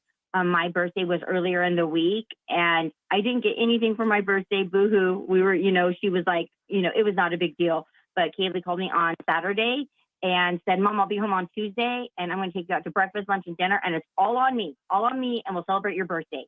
And I said, well, I don't know if I believe that, meaning she'd pay, but that sounds great, Kaylee. And I'll see you on Tuesday, honey. And then she sent me a couple pictures of her and Maddie. And that was on Saturday afternoon around 3. Have you had the opportunity to talk with any other victims' family members? I know you all are grieving together. Only Maddie. And it was just over at our house. We just had Maddie's mother and father here. They were here for a couple, and it was very emotional for us today. That was the first time that we had gotten together. Just sad beyond belief, just beyond anybody's worst night. Absolutely. I mean, I'm sure you could only fathom, Yes, but ma'am. it's heartbreaking. Maddie was an only child. But like I said, she was our child as well. Yes, And ma'am. and even Kaylee, how many siblings she had, she would always say 6. She said 5 sisters and a brother, or 4 sisters and a brother. And that was always Maddie. Yep. Maddie was in our oldest daughter's wedding. She said all of my sisters are my bridesmaids, and Maddie was one of those bridesmaids. And it was all of Olivia's sisters. including Maddie. She every time we traveled out of the country or went on vacations, Maddie went with us. So this is both of our girls, and we will never stop looking for who killed them. We want to do everything that we can do in our power to get justice for your daughter. We keep hearing this name, Jack, and phone calls going back and forth. Can you tell us anything about that? We love Jack, absolutely love Jack. We stand behind Jack 1,000%. Jack was Kaylee's boyfriend for many years. They just recently broke up. There was no animosity at all. It was a breakup on Kaylee's point. It was not, they still talked every single day. Kaylee just thought that she needed a little break. They were on the mend of getting back together. Kaylee talked to Jack the whole time she was here for that week and a half. One of her messages, one of her last messages, she reached out to Jack and said, Jack, get back to me. And he didn't. She goes, we share a dog together, which they did. She's like, you need to reach out to me. So please come over. She was wanting Jack to come over. Jack is not, they're wasting their time with Jack. And Jack is just as distraught as we are. Jack is our family. Jack is 100%, 2,000% our family. And Jack is with us, and we stand behind him 100%. We're supporting him, and we know in our hearts and our minds and our souls, in the depths of our souls, Jack is hurting. And Kaylee and Jack would have eventually been married. They would have eventually been married, and they would have eventually had children together. So to say ex-boyfriend, it was Kaylee just being a brat, being like, I just need a break. But Jack was in her heart, and they were close to getting back together. And that was just Kaylee being Kaylee. So absolutely, Jack is, no. We don't think he's a suspect. At all. Wow. Ma'am, can you tell me about what the mood is like in the town? You guys have been so brave to come on the program tonight and talk about your daughter, talk about the other victims, talk about the investigation. But a lot of people that weren't even, it was your daughter that was murdered. They are afraid to come on air because they feel like they could be next. Are you hearing the same thing in the town? I don't like the fear. I want to share my address and give it to you to share with them. I have no fear whatsoever of this individual. I almost welcome him to come to my house. This community has been amazing. Every day we wake up with more food than we can ever eat, donuts, things. People are giving. The whole community's crying. Everyone is hurting. Everyone feels the pain of this. That one shiny thing out of all of this is I've never realized how beautiful my community is and how much love there is there for people. We just have one bad person, and we have to find that guy. And like my husband said, if he would like our address, we'd gladly give it to him. We'd love for him to show up. We're not running. I'm not hiding my stuff online. It's there. You can look me up.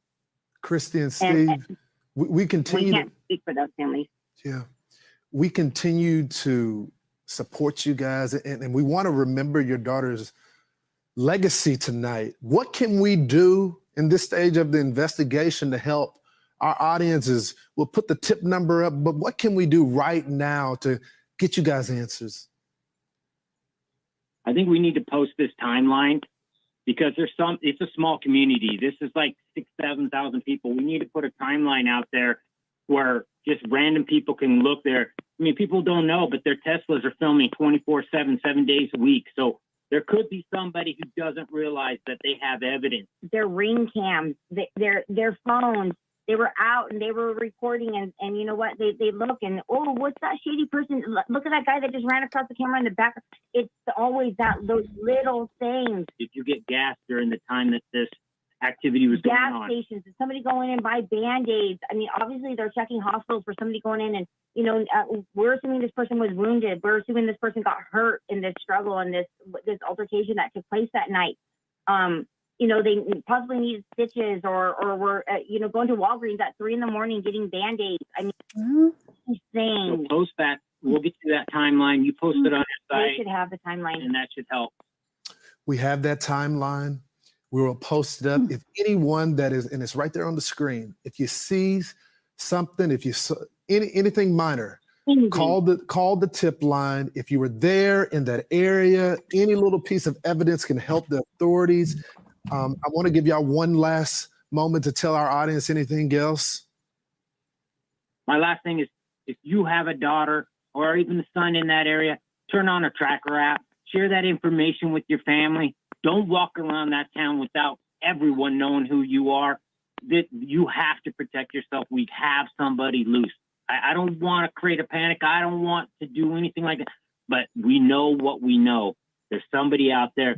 He's a psycho, and your daughter needs to share her address with you. She might not like that, but that's what you do in times like this. That's right. Christy and Steve, before I let y'all go, because y'all have been talking with the investigators, what piece of information do y'all feel is most important that could break this case wide open? It's all digital information, phones pinging off of their residence, somebody's cams, and they're combing through that, and obviously physical evidence from the inside the house. If you have a router and you know you're within walking distance of this address, this happened, turn that into the evidence. Don't make them go find it. You give it to them. Your neighbor, because if he had his phone in his pocket, those homes are so close. His phone was trying to connect to those internets as he's walking through. If he had his phone, we're just assuming it's a he. Just let people, let the authorities know. My Wi-Fi is available to you. If you want to search, don't make it hard. Don't make it difficult. Don't make search warrants have to be gotten and to search for this. Just say, hey, I'm Kaylee and Maddie's neighbor. Check my Wi-Fi, check my Spectrum account, my Verizon account, whatever. You could be the key. You really could be the key. Yeah. Christy. And I would think that the FBI is doing that, but it takes time, and if you volunteer it instantly. Yeah. Christy and Steve, you have been so kind, and you have poured your heart out to our audience, and we stand with you and the rest of the victims' families. Thank y'all, and we. Okay. So yeah, that actually, I think I only played like a part of that. That was like the full one. So, yeah, I put that up. Because somebody said that her mom got arrested for drugs. I had that screenshot up, but I didn't. I just let you guys read it because I don't know. I almost feel weird. Like I feel bad. I mean, I guess I shouldn't. It's not saying anything. It's just given like a part of the case. Well, I don't know. It's so what's her name? Xana's mom got a charge for like drugs on the was it the 19th?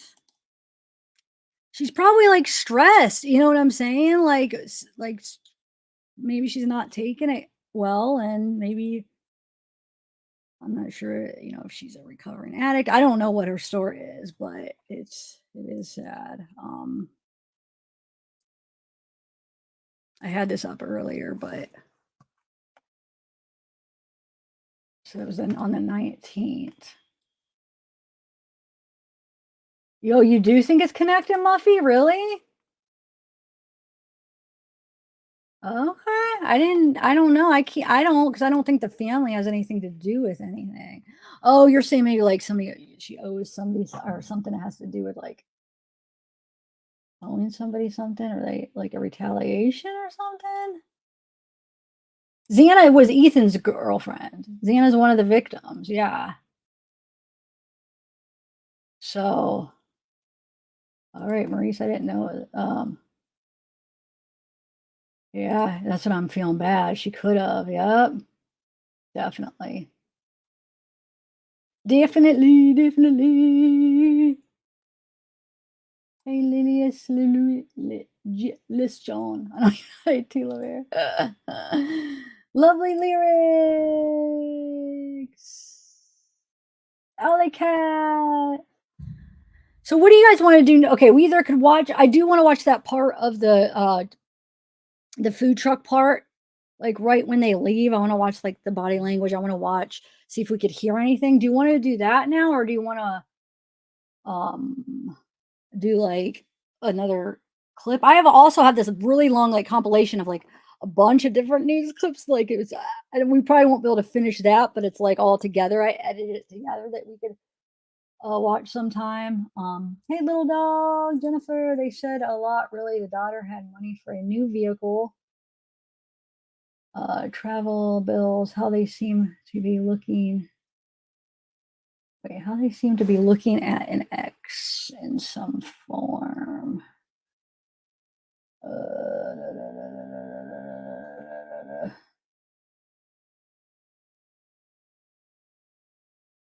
Oh yeah, Lisa, we had a lot of fun, huh, Juliet?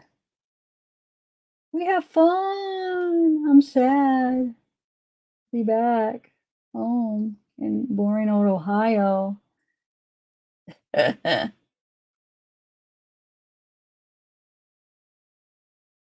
was hard to say bye. For me, it was. I'm a baby like that. Hey, Sarah Claire. Wait, what do you mean? Who is Xana? Or if you haven't been following this case, maybe? Xana's one of the victims. Are you new to this case? So Xana, Maddie, Kaylee, and Ethan are the 4 victims that got killed. Ashley. Wait, what are you laughing at, Ashley? And I agree, Lucy, it's not. I watch a few different people it's not about that, but it's about that there's no like monitoring. There's no what's it called? Oh, what's the word I'm looking for? Where they oh my god. Help me out, guys. Where you can basically put whatever you want. There's no I'm thinking of a word, but on it. So it's like you could have all kinds of different things on there. So yeah, it's true. It's not necessarily. You can't just assume if somebody has an OnlyFans that, oh, they must be doing that. No, it's not true at all, to be honest.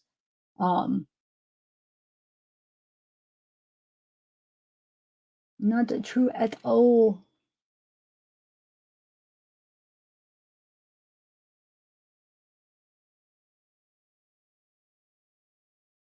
I get worried when you guys meet up. Be careful. Aww. Wait, like get worried in what sense though, Boston or little Boston?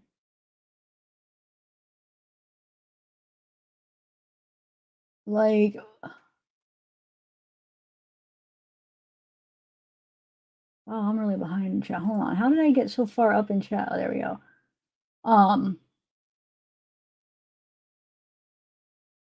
Ishmael played it earlier.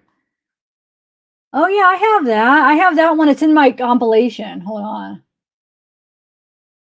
Oh, okay, Sarah. I see. I see. I see. You're saying hi to everyone. I had to type it like you said it. Oh, okay. Okay. Do you want to watch that? So it's in the mix of OF is a rumor. Let's just put that one to rest. Oh yeah, I don't know. I'm not saying they have one. All I'm saying is I just was commenting on what Sleuthy said. It doesn't mean that there's a bunch of different way. A bunch of different people that do it. It's not always about that. Okay, so let's do. Hold on, let me do. You guys really want to watch that interview? The interview with you're talking about with Kaylee's mom or Kaylee's dad, brother, and sister, right? Is that what one you guys are wanting to watch or no? Let me know because it's kind of a little bit longer. I mean, it's not super long, but it's in the mix of my compilation, and I could go right to that part if you want to watch that first. But is that the one you're talking about? Let me know. It's the Kaylee's dad, sister, the sister we've seen, like the one that's on all kinds of different news channels, and brother. Let me see if that's what you guys wanted.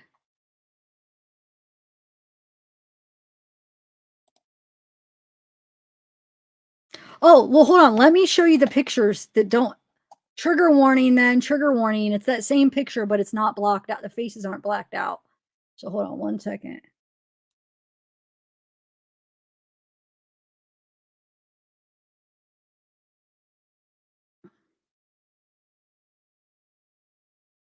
Wait, nobody answered if that's the one that you guys are talking about that you wanted to watch, though. I'm trying to wait. Oh, so you do want to watch that. So you're talking about Kaylee's brother? Hold on. Okay. Hold on. Let me show you the pictures, trigger warning, and then I'll go find that. It sounds like that is what you wanted to watch. All right, 1 second. So these are the ones that, thanks you guys for sending them. It's the unblocked out face. So trigger, trigger, trigger. It's the bloody animal. Okay. So if that's him, which he's like a lot younger in there, if that's him, it's like an old picture. If that's that Jake Showalker guy. So, which I think it is because it looks more like him in this picture. So I'm pretty sure it is. Yeah, it's the same guy. So it's an old picture. That means he's been cutting up animals for a while. And I know hunting is fine. You could do that, but that's more than, that's not just hunting to eat. Like that, there's a little bit more to what they're doing here. In my opinion, that's just like being, I don't know. I don't see any rhyme or reason. Like it's not like to, like, I think it's just some fascination with like cutting it up. And I don't know. In my opinion, what do you guys think? Any hunters out there? It doesn't seem like it's for the purpose of hunting and then eating the meat. At least that picture. I could be wrong. I'm not a hunter, but it doesn't seem like it's really what that's about. But okay, so we have, so that's that. And then here's another picture of him. And then somebody else sent me this picture and is thinking that that's not Jack Showalker and that's Jake, or wait, who is Jake? Or wait, which one? Hold on, let me check my email. I forget who this guy is. 1 second. Oh, how am I not signed in? Hold on, I'm not signed in on this one. All right, hold on. Let me see. Well, who is that? Does anybody know offhand? Hold on. Original pics. So, okay. So this guy is Jake the X. So I guess this is Jake the X that I just had up. So some people think that, I guess, or at least the person that emailed me thinks that the hoodie guy is this Jake guy. I think he looks, because there are times you get a kind of good, clear look at his face. I feel like I think it looks more like Jack Showalker, but there has to be somewhere where it says who the guy is, what his name is. Because I guess it hasn't been confirmed that guy, I guess, is indeed Jack Showalker. Does anybody know? Is anybody able to confirm it? Actually, before I watch that interview, can we just watch that part in the food truck part? I just want to watch, just not the whole thing. I just want to watch the part where they leave him. Hold on, let's bring that up real quick, and then we'll watch that interview that you guys are talking about, because you guys want to watch the body language of the brother, right? For some reason. But see, I just don't think family. I really don't. I don't know if I want to go that route. I mean, I don't think the family has anything to. No, I want to watch the interview, but as far as like, I don't think the family has anything to do with this. Is there like a lot of people that think that? I didn't even know that. Well, I guess you always have different opinions and different theories, right? But I should do a poll and see how many people actually think like family members. I know somebody said something about like watch Ethan's brother and then Kaylee's brother. So I'm sure. Oh, I don't know what I'm sure of. Not really sure of anything when it comes to this. Oh, do you? Which brother though, Karen? I know, and then that's weird about the jet. Like, why didn't he answer the phone? Maybe he was sleeping. Did they leave a voicemail? Does anybody know? I don't know.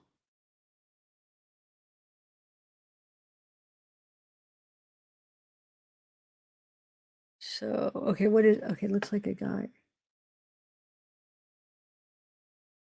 I just want to see if what you guys thought about, I'm going to do, you know what, I'm going to do side by side, edit one of the show walker and then get a good clip of, the guy from the food truck. All right, 1 second. I'm going to go share. Okay. So let's do this so we can actually stop it. Which I'm doing it on my other screen, so I'm going to be a little rusty because it's way over here. Okay. So. For him. Yeah. I mean, that didn't make up for it, but like. No, it's a I have like a free grub truck on my like app. Oh, yep. So what you want to do is, we'll actually do this. There you go. Thank you. Absolutely. How many more do you need? That's the second one? Awesome. Dawn's mom. I'm trying to hear what they're saying. I never concentrated on that audio. It's right here. And then what was the Don't forget to remove the spoon. The carbonara Mac of the week. Here, I'll grab it for you. Excellent. And then click see rewards. Enjoy. And it looks like you not quite have enough points yet. Oh, that's okay. That's good. $10 for you.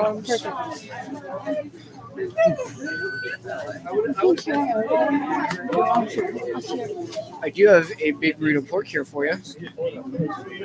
Cool. Thank you. 478. Thank you very much. Where'd the pen go, guys? Where's my pen? How are you guys doing? How are you? I'm doing fantastic.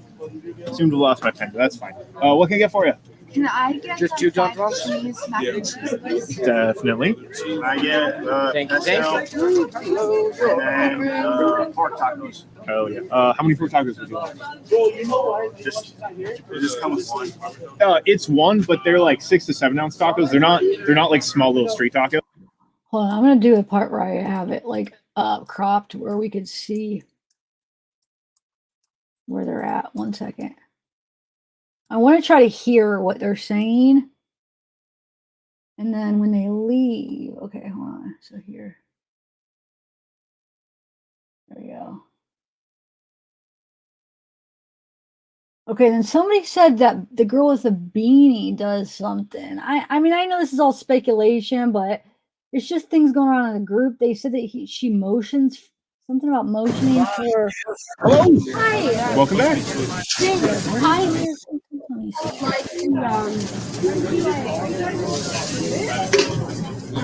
The carbonara. Okay. Yeah, but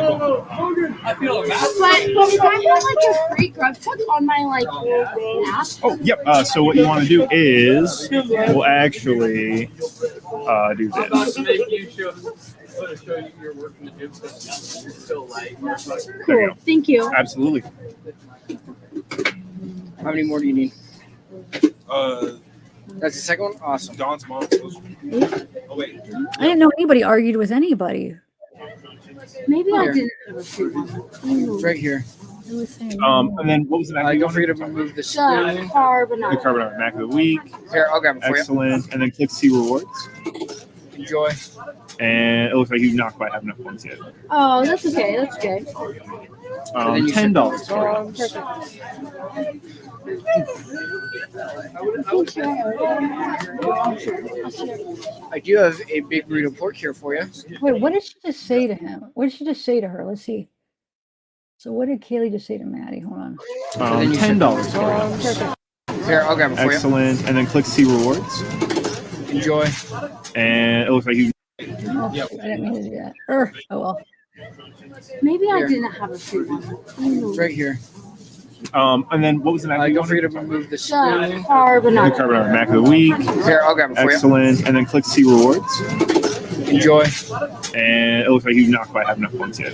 Oh, that's okay. That's good. $10. I do have a big burrito pork here for. What did she just say to her? And then the girl looked back to like wonder if she said something about that guy. And then the girl, and then Kaylee looks back to like see. You know what I'm saying? Can anybody make out what she just said to her? It's almost like she's like, and then Kaylee like looks back to see like what she was talking about, but almost I feel like it could be about the white hoodie guy because I feel like they're freaked out by that guy. They don't want to be with him. They don't want to go home with him. I feel like I don't know why. I just have that feeling. Let's see. Okay. I do have a big burrito pork here. You're right. Good catch. Cool. Thank you very much. Where'd the pen go, guys? Where's my pen? How are you guys doing? How are you? I'm doing fantastic. Seem to have lost my pen, but that's fine. What can I get for you? Can I get just 2 Johnsons? cheese, mac and cheese, please? Definitely. I get Thank you. and in their group is usually apologizing for him. Yeah. I mean, that didn't make up for it, but like. No, it's amusing though. It's fun to watch other people comfortable. Yeah. Have a good night.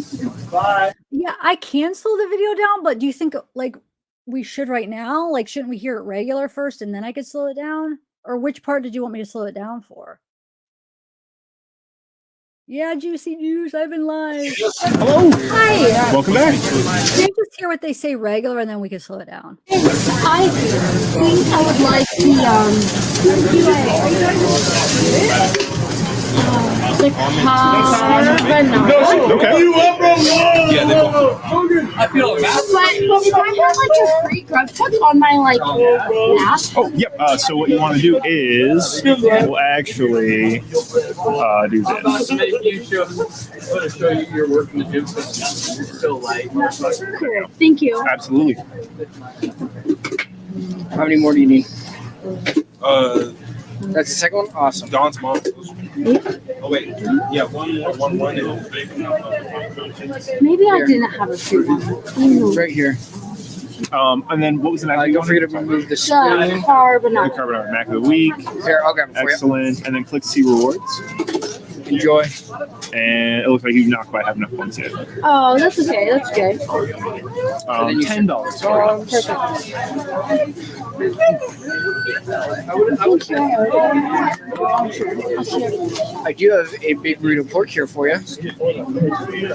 Cool. Thank you. 47. Thank you very much. Where'd the pen go, guys? Where's my pen? How are you guys doing? How are you? I'm doing fantastic. Seem to have lost my pen, but that's fine. What can I get for you?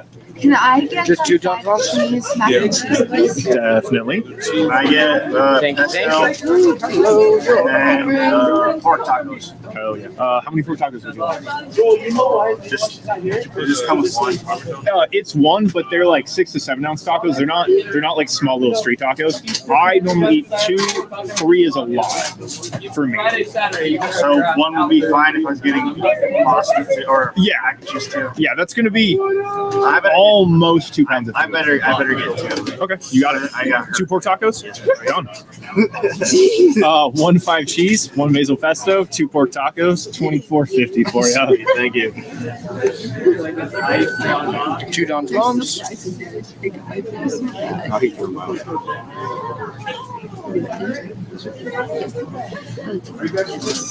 Ooh, 79. Thank you. Thank you. I'm gonna do this. Hold on.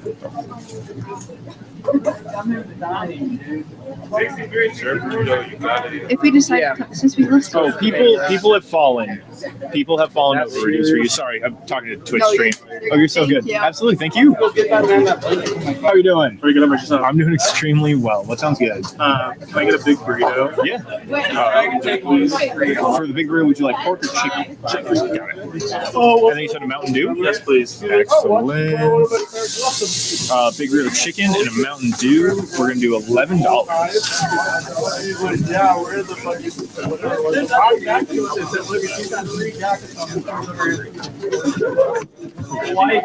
There's your Mountain Dew and order 80. Thank you very much. Hello. I need 2 chicken burritos with extra slaw. 2 chicken burritos with extra slaw.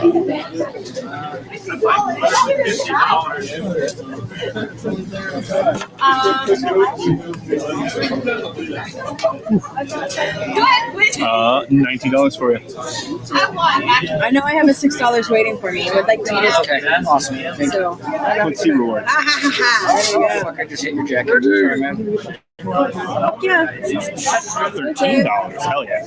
Worth it. Oh, always.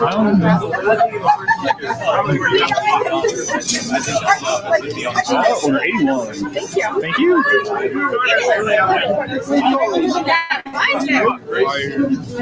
Extra slaw? Is that a charge? No, it's not a charge. It's just a modifier. Hello. They have Apple Pay. How's your We night have going? Apple Pay, right? Of course we do. Of course you have Apple Pay. Yes. Hi, camera. I'll get chicken taco. Chicken taco. You got it. I'll do the 5 cheese mac and cheese, please. Okay. I know you're other reason. No, please, please. No, I'm getting yours no matter what. Like, please, he's waiting. We'll do 2 5 cheese. Man, I wish I knew what she was saying, what they were saying to each other. You know, I don't think there's any way we'll be able to make it out, huh? Like, I'm adding 2 or you're making it, it's now 2. Oh, Sorry. 2. You're adding 2. Excellent. Gotcha. Okay. Anything else? 3? Come on, you're the last one.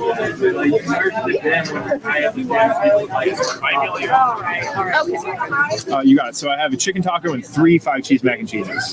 Yes. Okay. $27.75. Hey. How many apples in the mac of the week? 0, TJ. 0. Order 82. Thank you.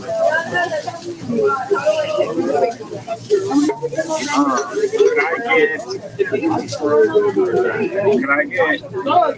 We already got a 5 cheese mac and cheese. Okay. Wait, you got one? Yeah, come on. Oh my god. Can I get a magnifier? You got it, man. One magnifier, $9 for you. Perfect, thank you. Absolutely. Yes, let's go. Tough. Of course. Awesome. You deserve burrito for it's ready. Order 83. Perfect, thank you. Thank you. All right, and then it's all on you. I was letting go.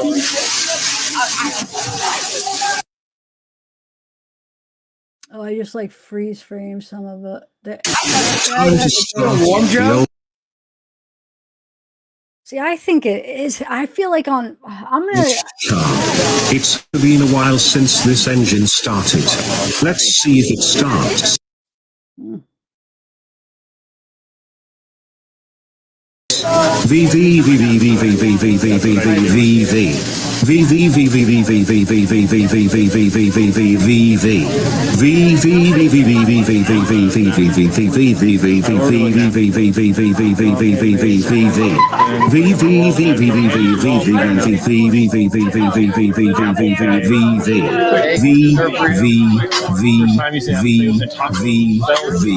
Oh great, the battery My is first dead. time was when we went to Well, the grocery better luck store next to buy time. donuts.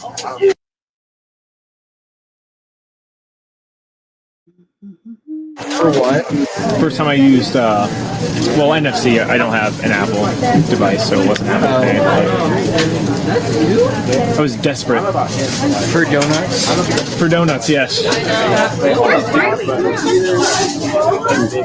Never used like a phone NFC pay. I guess unless you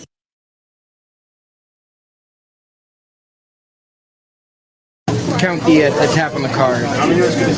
Really? Wait, say that again? Never used my phone till at like a store. Oh, really? Always had my cards. Okay. It's because you're too prepared, Derek. It's because I try not to forget my wallet. There's a good reason. That's smart, Derek. It's probably good to not lose your wallet. Guys, fuck yeah, great ticket times, honestly. Like, Luke, Tebow, really solid.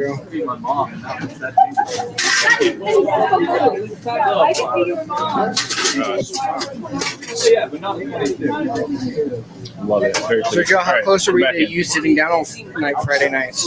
I mean, that was a solid rush. It's a good thing that it ended, but this is Friday and Saturday in a row. They got you down round 1, so I'm liking it. I'm liking it a lot, guys. I guess he's gonna fucking need extra slow in a second. This bad boy.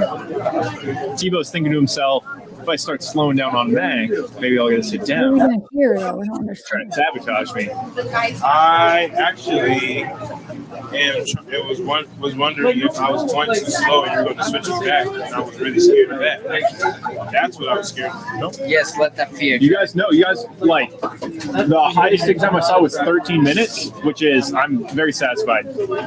You guys have worked on the truck, and Derek and I have been the ones on Grill and Mac, and we've had longer ticket times than that. Like, you're doing well.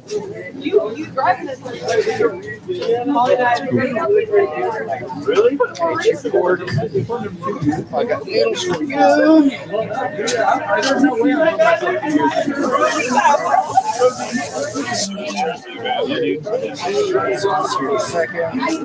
Hell yeah. All right, what did I miss? Reduce, reuse, malls? Yeah, fuck yeah. That gets them under. And then, like, they want their numbers to be called. Okay. Are you knowing the answer to that movie that's super popular? Tomahawks, what's this high for? Hello. Hi. How are you doing? Good, how are you? I'm doing extremely well. What's on you? Yes, a death by garlic and add chicken to it. Yeah, definitely. Death by garlic. We'll add chicken to it. Anything else for you? And then can I do the 5 cheese? And 5 cheese? Yes. Can I add chicken to that? Of course. We're doing death by garlic with chicken, 5 cheese with chicken. Anything else? Love it. $23.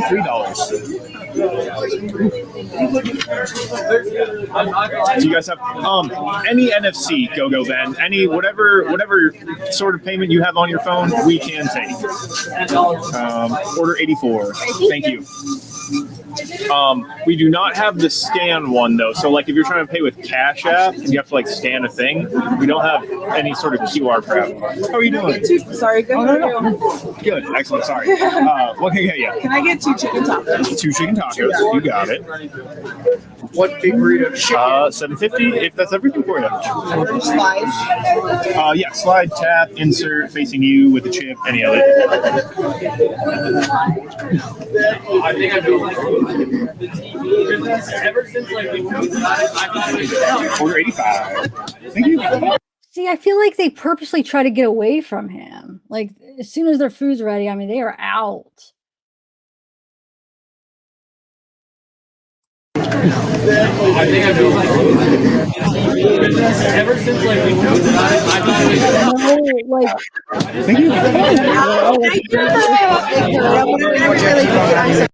They're not waiting for him at all.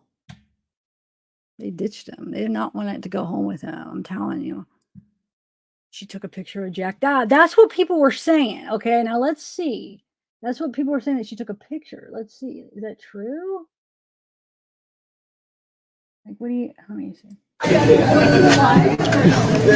think I feel like the TV ever since like we know that Order 85. Thank you. How is she taking a picture of him unless she has it like the other way? Is that what you're thinking? Like she has it where the screen is flipped. You know what I mean, maybe she was doing that. Is that where though, when she walked away, like having it this way? You're thinking she did okay? It could, yeah, she could have. But I mean, would she have needed to do a picture considering if he's the neighbor? Can I do the big burrito? But I'm gonna be really quick. Yeah, he's like, what the heck? They left. Can I get it off that? Yes. Yes, you absolutely can. No. Let's see if we can tell it's a Mustang. Somebody said that you can tell the reflection. Oh, it's too loud. Okay. Let's see. So I don't know. I mean, there's nothing, I guess. I didn't catch really anything new that I didn't already see from before. Yeah, no, she would. That's what I'm saying. If she wanted to, she would just take it, right? So yeah, I mean, maybe she got it, but like, yeah.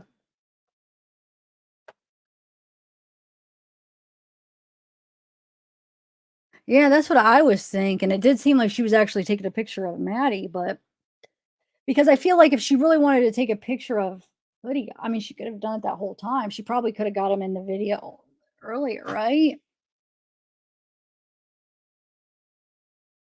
Yeah, I mean, maybe. I'm not saying he's like the guy. I just think either way, I'm not saying I think he's the one that killed him, but I feel like he is like, I feel like annoying to them. Like, I don't think they want him to be there. I don't think they wanted to go home with him. So maybe he's in it, maybe he's like harmless or whatever. But I just don't feel like that they felt like they wanted to like comfortable. Like yeah, I feel like they thought maybe he's like weird, like went to sharpen his knife. Oh geez.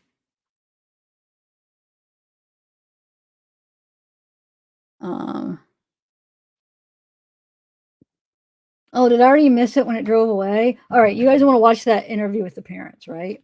Or the dad and the brother. Okay, hold on. Let's do that real quick.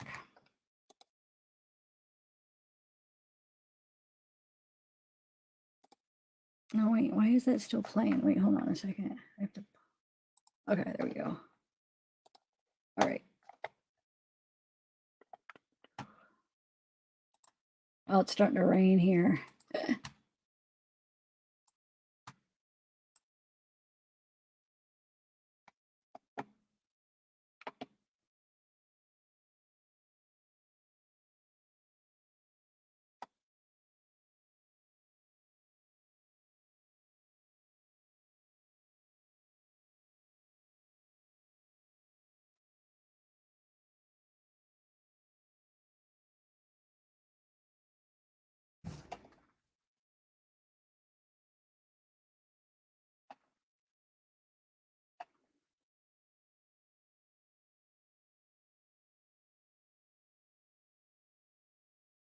Okay, so video.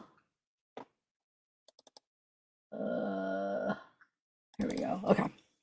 I'm just debating whether I just want to play. Oh, it is a long compilation, so I'll get it to that part you guys wanted to. I'll just play the top. So there's a couple like people that were just taking like. Oh wait, there was. Hold on. There was this picture where it looked like there was like a handprint on the window. Did you guys see that? Where do I have that? Hold on. Handprint. It might not be, but I want to show you guys. Is it?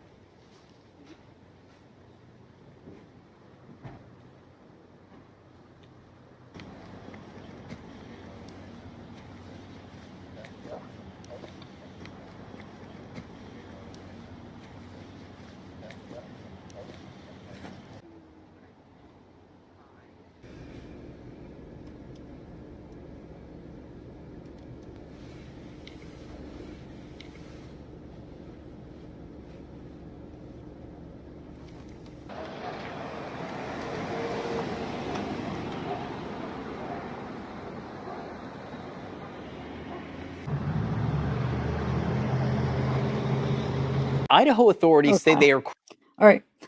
We could watch this later or some of this, but first I'm gonna skip to the part where you guys have been wanting to watch with the family. Hopefully this is the right one that you guys are talking about, that everybody's been talking about. Somewhere like towards the end of this compilation. Ooh, what is that?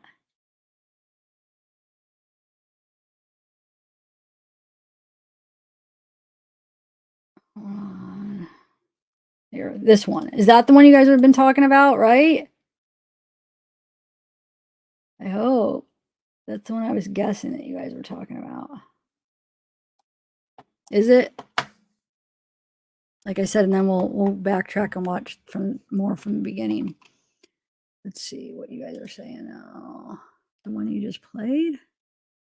No, everybody's been asking about like this interview with the family, and I was just wondering if this is the one to watch, like the brother's body language and stuff. And I was just curious, is this the one? Yeah, I think she does. She does say that at one point, right? But is this the one that you got? Okay, yes.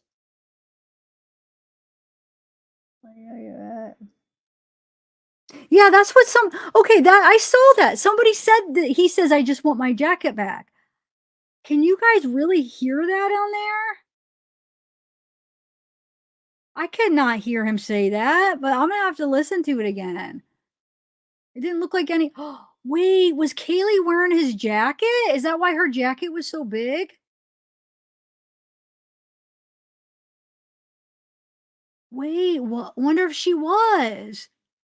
And then he maybe gave him a ride from the bar to the truck, the food truck, and then they were supposed to ride home with him, but instead they got creeped out. They didn't want to go home with him. She was wearing his jacket, and then they called for the private rides to home. Huh. I wonder.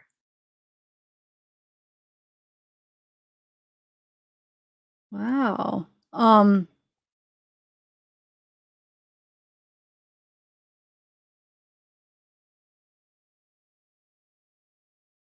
We didn't hear what, Michaela? Okay, I'm gonna play this. Hey, Maria. All right. I'm gonna go get some food while I play this. I'm starving.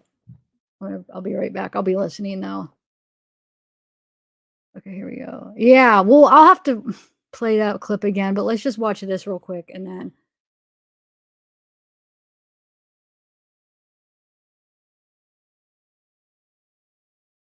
Yeah, Maddie. I said the wrong name. I'm sorry. You're right. It is Maddie. Why did I? Yeah. Or wait. Which one was wearing the black? Hold on. I got to look back. But one of them had a jacket that was too big. All right. Let me press play. Me, it's not real yet. I'm a bit in denial. I'm hoping for justice. That's why I'm trying to switch myself into that mode to try to find some justice. That's where I'm at. I get it. Steve, Olivia? Yeah, I just know my sister, she was a hard worker, and just sitting in my bed and crying myself to sleep isn't going to do her any justice. And that's not what she'd want me to do. She'd want me to stay active and doing what I can to spread her message and hope that we can find this suspect or suspects. And that's how I feel.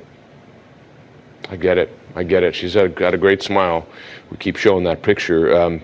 I know your family's been frustrated with the investigation so far, understandably so. Here we are, a week and a half out, and really not much information about this. Does not appear to be a suspect. Tell me, Olivia, what specifically you've been frustrated with, because Real quick, it was Maddie that had the black jacket. Sorry, I think I said that wrong. So Maddie had that black jacket that looked a little bit too big. So anyway, let's continue. You did your own work here. For instance, you found video of the food truck, for example, where two of the victims were seen the same night as this killing. Yeah, I would say, I think that obviously this is extremely personal for us, and we treated it that way from the very get-go. I know how valuable those first 48, 72 hours are.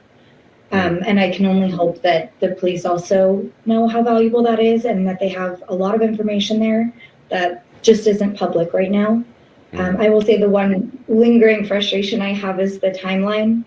I know it's semantics, but my sisters got home at 1:56. It wasn't 1:45. I know it might not seem significant, but when we're looking for camera, when we're looking for dash footage, when we're looking for any of those things, I do feel it is valuable, and they did get home at 1:56. It was not 1:45.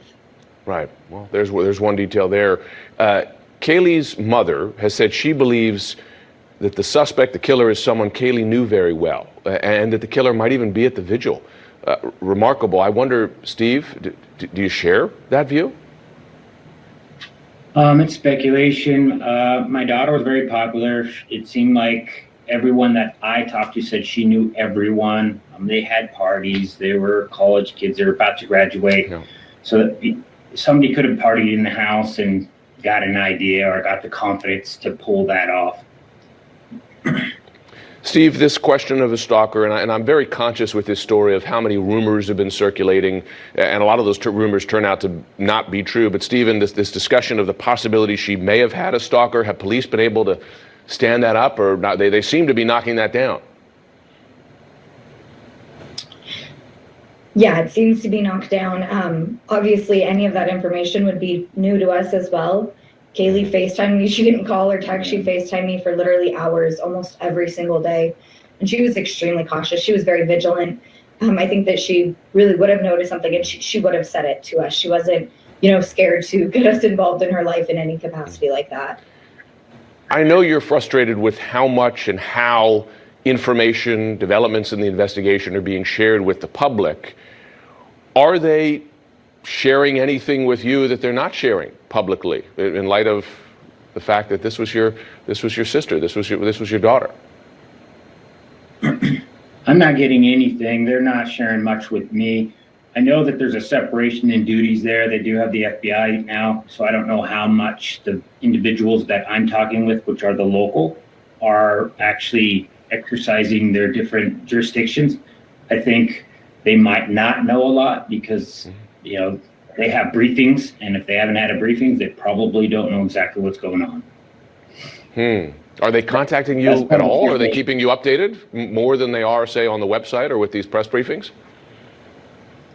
To be honest, they're not. I mean, yesterday I asked about the stalker question, and they couldn't confirm anything. And then today I hear that they're reaching out to the community saying that there's a stalker involved. So I don't know what to make of that. It's a lot of. Sorry, go ahead, Steve. They're just so vague with everything that they say, and then they slowly peel it back layer until you find the real story. It all started with a sharp-edged weapon. What was the use in telling the community that a sharp-edged weapon was used instead of just coming out and telling us that it was a knife from the beginning? I don't understand the purposeness of being so vague. You're not holding the integrity of the case together by not telling anybody anything.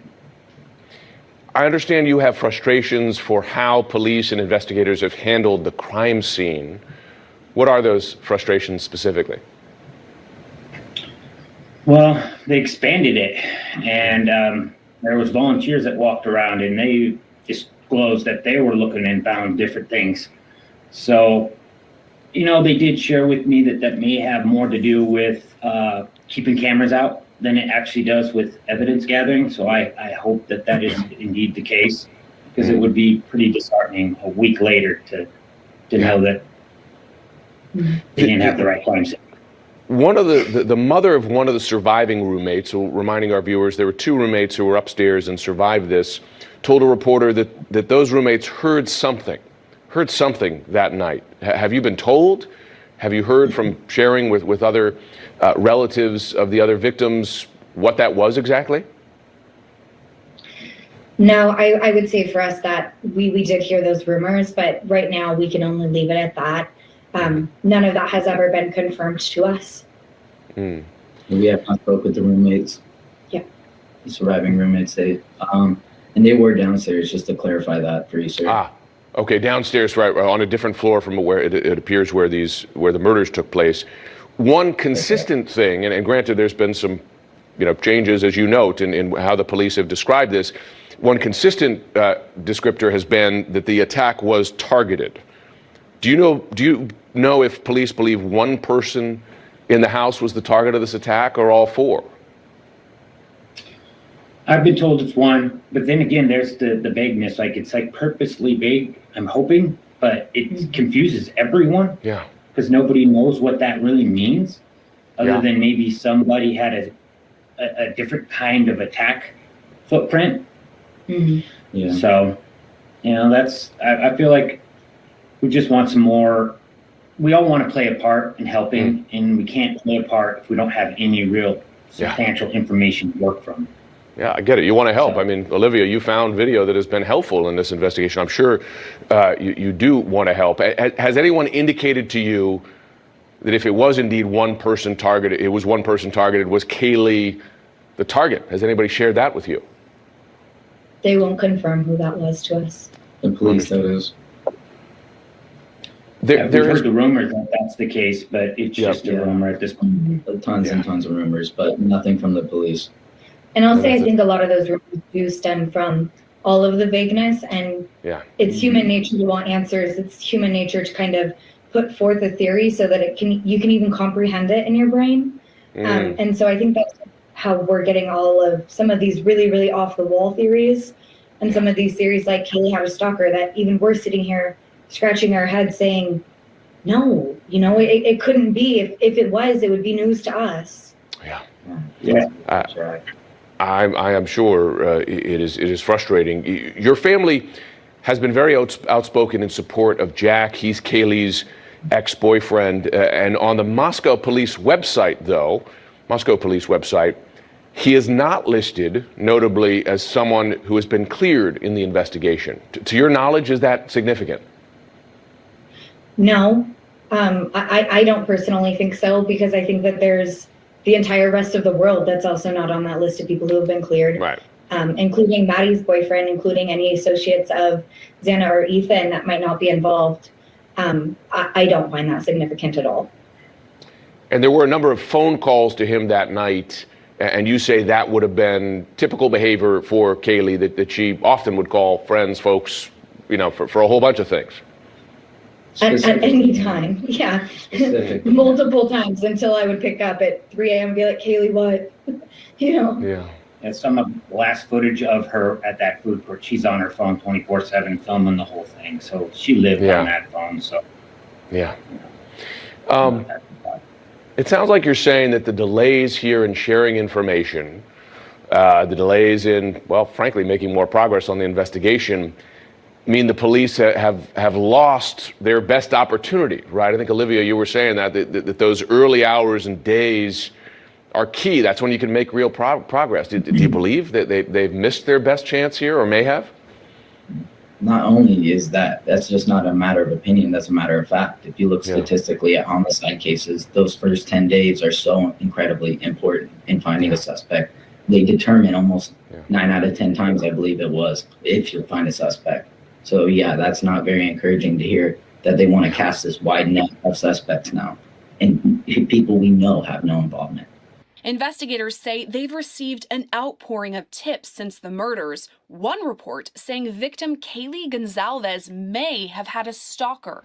We have heard mention that Kaylee stated she may have had a stalker. Detectives have been looking into that, and to this point have been unable to corroborate the statement, although we continue to seek information and tips regarding that report. Another question mark, are the two surviving roommates considered suspects in the attack? We do not believe the following individuals were involved. The two surviving roommates, the male seen in a grub truck video circulating on the internet, a private party who drove Kaylee and Madison home, any of the individuals who spoke to the dispatcher on the 911 call. In fact, investigators say they have no suspects at all. No suspects have been named or arrested, and we continue looking for what we believe to be a fixed blade knife used in the murders. Officials with the Moscow Police Department say victims 21-year-old Kaylee Gonzalez, 21-year-old Madison Mogan, 20-year-old Xana Carnodal and 20-year-old Ethan Cheapin arrived to an off-campus home at about 1:45 a.m. on November 13th. Gonzalez and Mogan had visited a bar that night and later food truck in downtown Moscow, while Cheapin and Carnodal went to an event at Sigma Chi on campus. Hours after their arrival, at 11:58 a.m., a surviving roommate called 911 to report an unconscious person. Upon their arrival, investigators found all 4 students brutally stabbed to death, 2 on the 2nd floor and 2 more on the 3rd. The results of autopsies indicated that the 4 were stabbed multiple times and were likely asleep during the attack. Some had defensive wounds, and there was no sign of sexual assault. Investigators say it was a targeted attack, but will not explain why they believe that. We don't want to put our investigation in jeopardy by releasing what we have. There's always a balance between what you're willing to release versus what you're trying to gather. We've told the public very clearly from the beginning that we're looking for a knife. We've told the public very clearly from the beginning that we believe it was a targeted attack. I mean, to be honest, you're going to have to trust us on that at this point, because we're not going to release why we think that. Investigators say more than 100 pieces of evidence were recovered at the scene, more than 4,000 photographs taken, and hundreds of hours of investigation completed. Anyone with more information about the murders is asked to report it to the FBI's digital tips and media link. Well, Idaho State Police say investigators have collected more than 100 pieces of evidence from this crime scene here, where 4 University of Idaho students were found murdered. They've also conducted about 150 interviews. Now, while we didn't receive any critical updates from the Moscow Police Department today, Chief James Fry did say that this case remains a top priority. We still believe there's more information to be gathered. Authorities investigating the brutal stabbing deaths of 4 University of Idaho students are asking the public for any tips and clues that might help bring a break in the case. We ask anyone with any information related to what happened with these 4 who are in our community, their interaction with others, and whether they expressed concern or commented about someone or something strange, to get that information to us. Detectives are still searching for the weapon. It's believed that a fixed blade knife was used in the killings that shook this college town on November 13th. Combined, more than 40 investigators from the FBI, state police, and the Moscow Police Department are working the case. Detectives here in Moscow, Idaho, believe the 4 victims were targeted, and with no one in custody, police are advising everyone to remain cautious. That is the type of vigilance that we're looking for in the community, being aware of your surroundings. Investigators have looked extensively into information they received about victim Kaylee Gonzalez having a stalker. Authorities say so far they have not been able to verify or identify a stalker. Police say the victims appeared to have been stabbed multiple times, and some had defense wounds. Meanwhile, a plan to provide a keychain alarm to women on the University of Idaho campus is in the works, thanks to a group of alumni who want students to feel safe. Now, police are aware of the man that Madison and Kaylee called several times. Tonight, investigators are saying they do not believe he was involved in the attack. Neither are those who made the 911 call. An Idaho governor. Thanks, excuse me. Thanks, Scorpio Joe, for joining. Excuse me. Thank you. All right, so let's see what's chat saying. Sorry, I had to eat real quick. I ate really quick. Ate some pasta. How's everybody doing? Killer's going to shock everyone. Oh, when we find out who it is, Ashley? Maybe.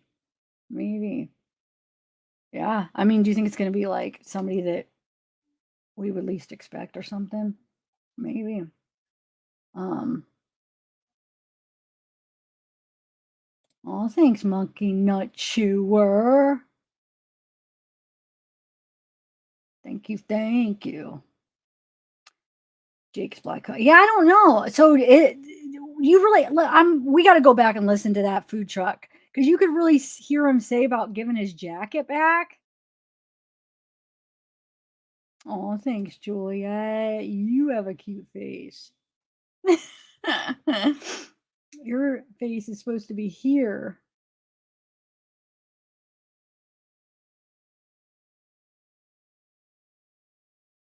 Should be right over here.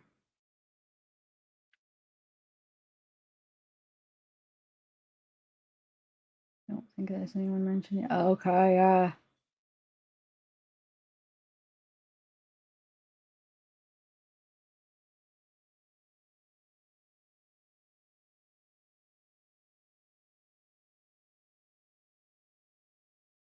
Oh, thanks, Ashley.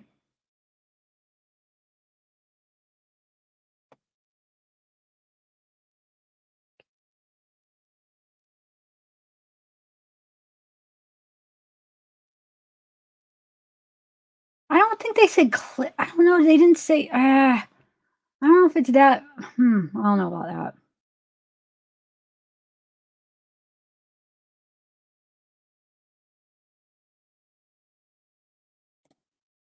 Well, thanks for what, Karen? What are you thanking me for? The student from school. It was her jacket. Either way, those two guys are buttholes.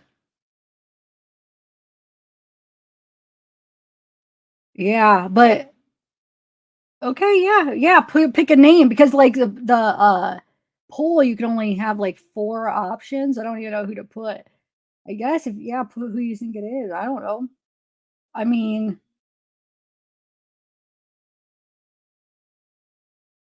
play what back? I'm gonna play that little part of the food truck. Is that what you're asking?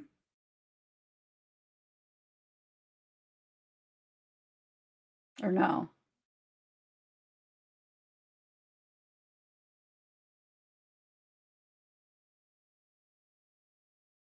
I don't know.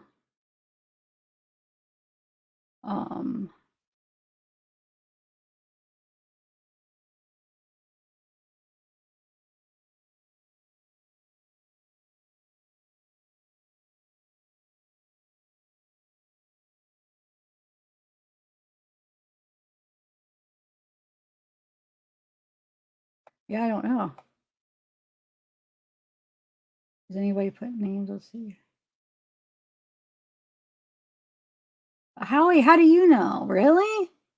Michael, the knife was bought at the fair in September.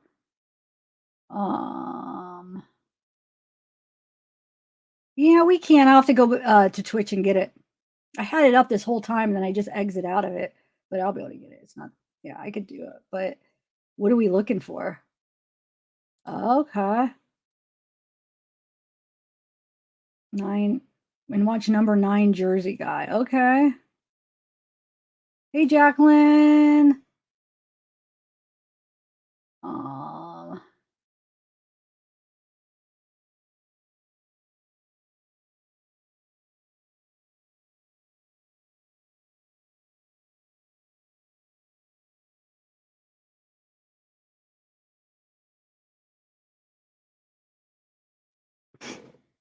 I'm not believing some of them are being clear. Yes, thank you. There is. Yep.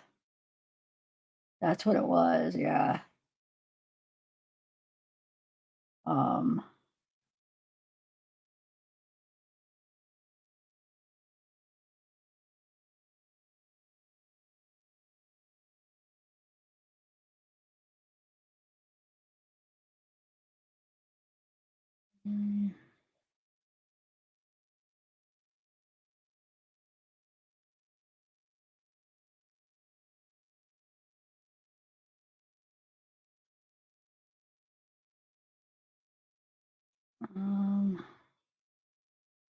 Okay, hold on. Let me get it.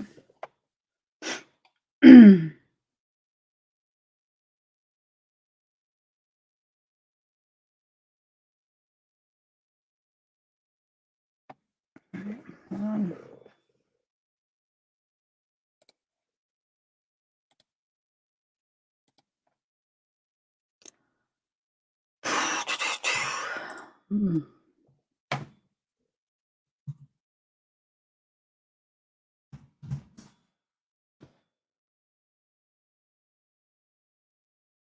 So you said 10 minutes before. Ooh, no. All right.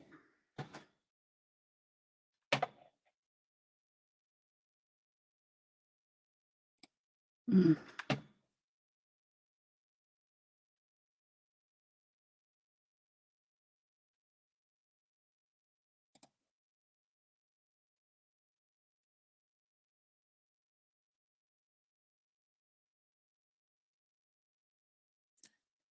Here it is. Okay.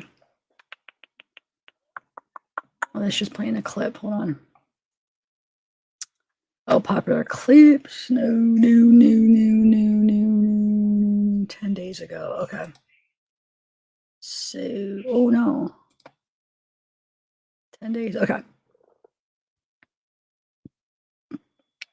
Wait.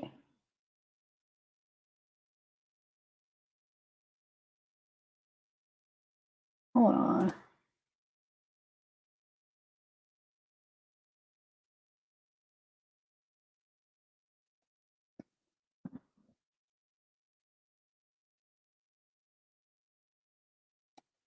So, what is today's date? How many days ago was it? This is the 27th.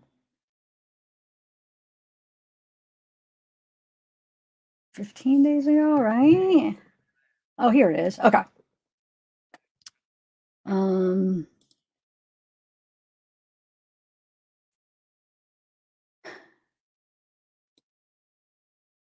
all right.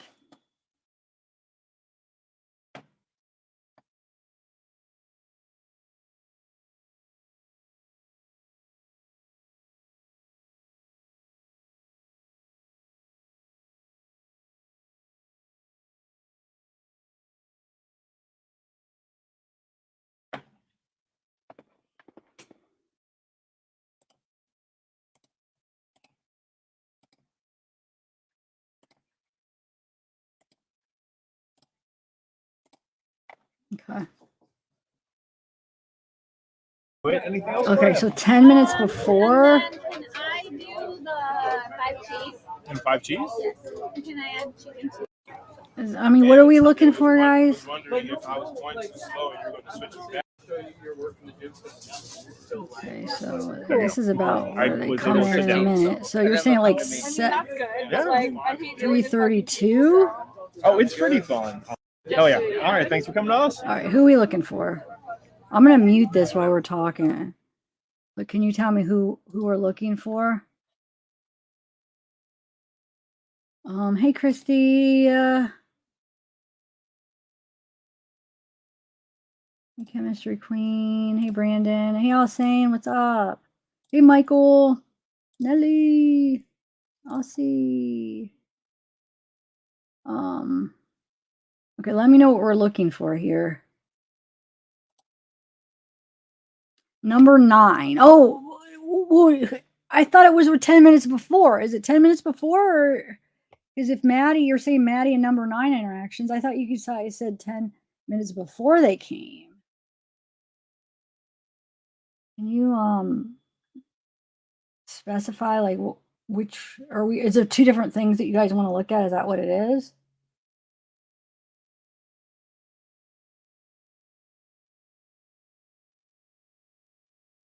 This is 10 minutes before. What are we looking for? I don't know. Number 9, Jersey guy, the 10 minutes before. Let's see.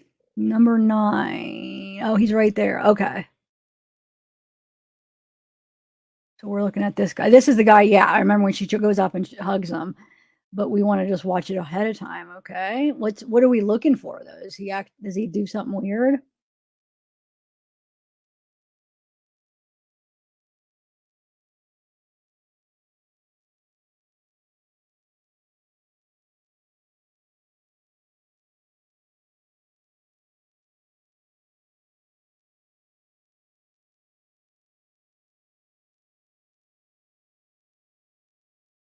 Waiting to see what you guys say.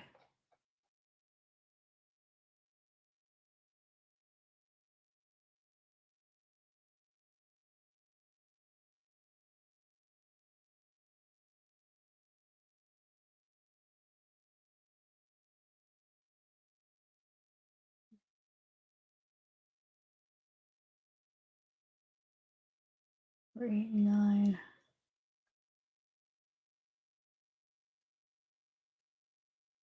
I don't know. I'm not sure what we're looking for.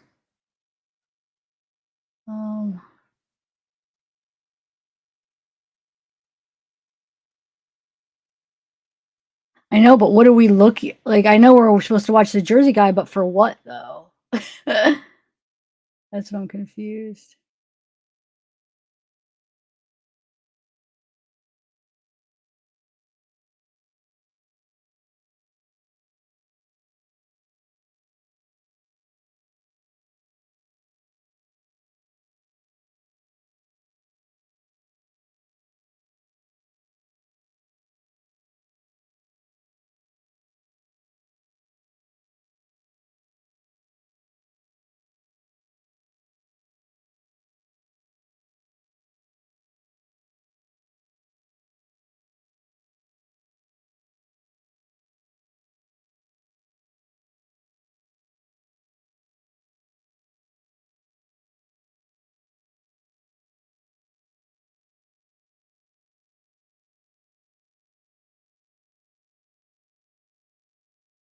Oh.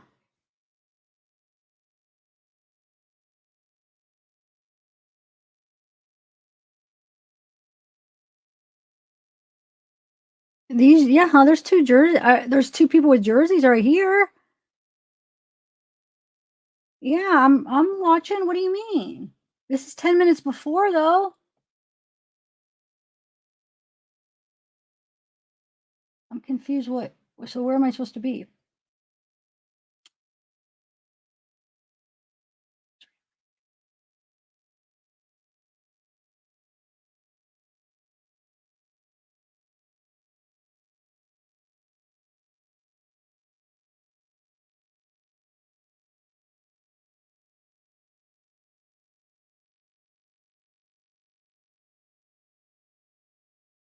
You guys are the one that said 10 minutes before.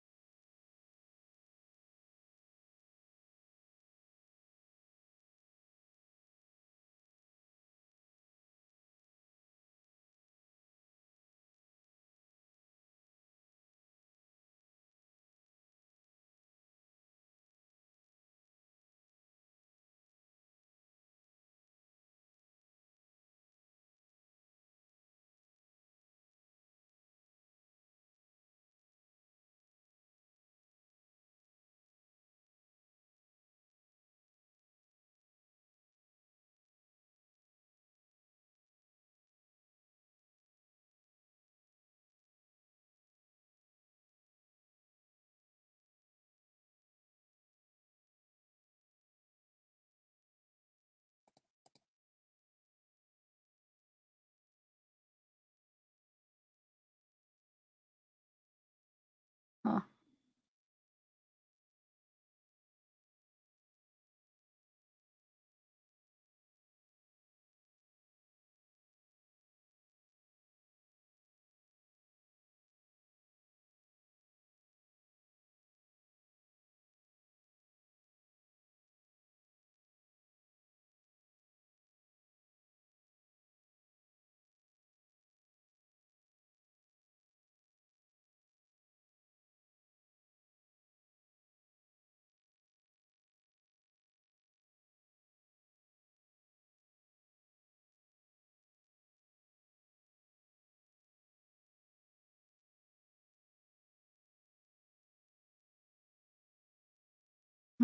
Oh. Am I in the right spot or no?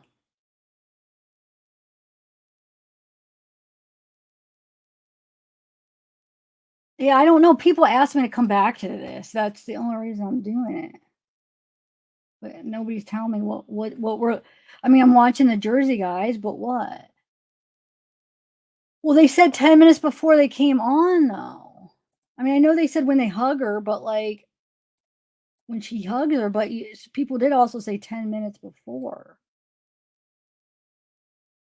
Okay. So I'll do it when they're about to come on then. Is that what you want? I'm confused. Can I get a huh?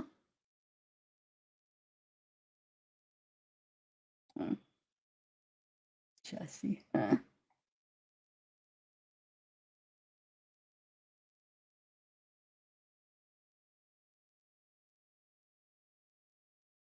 Yeah. Yeah, you got me.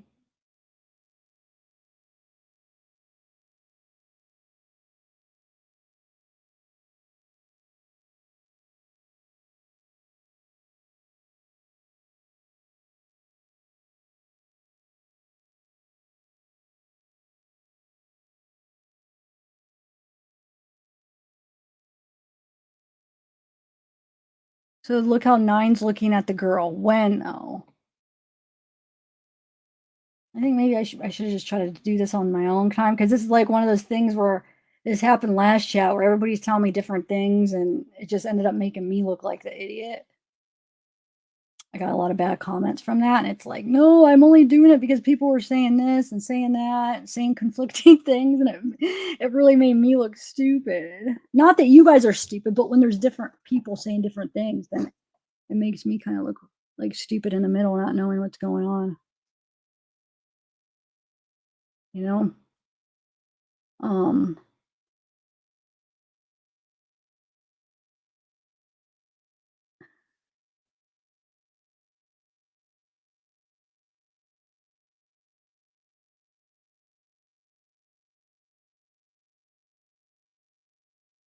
Hey Derpstein, what's up?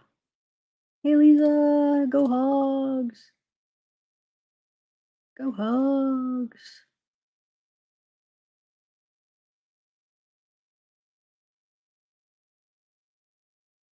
Thanks, Trish. I won't.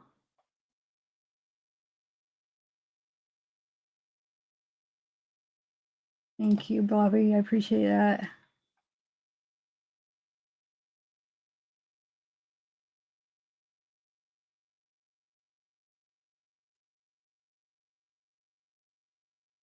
All right, I might move on, guys, because you guys made me turn this on, and then I'm still. I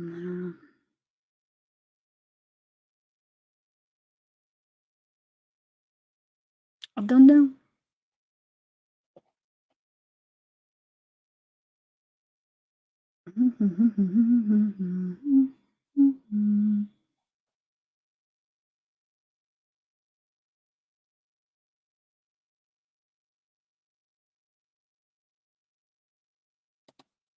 Well, I'm waiting to see what I'm supposed to be watching. I'm watching it on and off. I'm just seeing if I don't want to miss.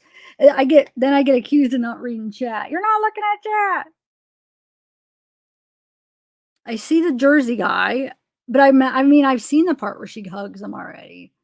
So I was just waiting for you guys to explain what do you guys think about it? Like what is it? What are we looking? What are we looking at? Keep watching. Okay. Okay, is his sister Molly G? They're very sus. Okay. I know I'm like slowly losing people. I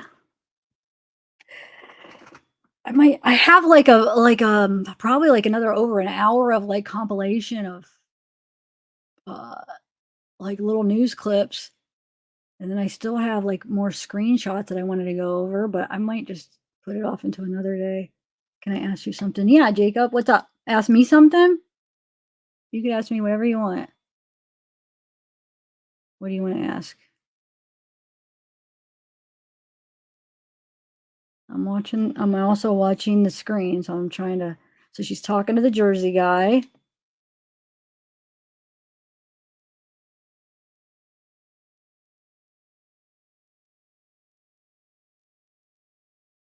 Thanks, Lena's.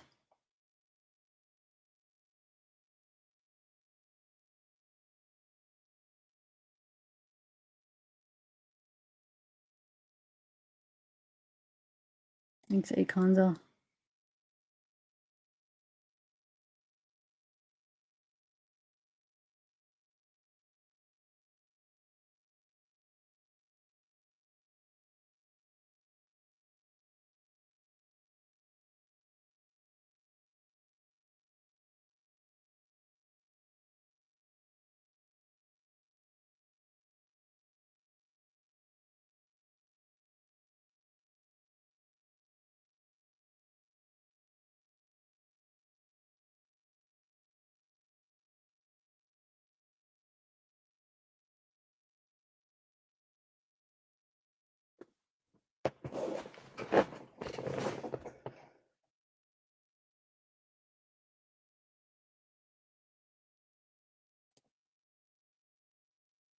But was it the hoodie guy that said that? Oh, so I was supposed to be watching where the Jersey guy leaves. Is that what you're trying to say? Okay. Oh, here we go. I'm watching.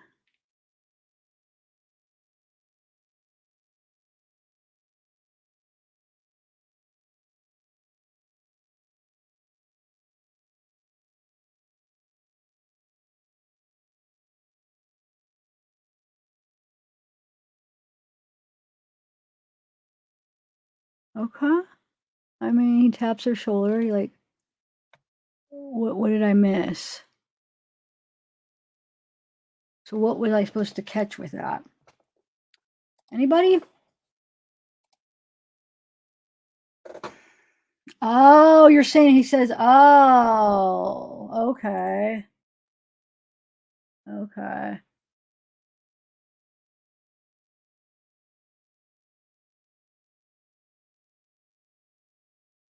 So you really think that's what he's saying? So maybe he is giving her a ride home.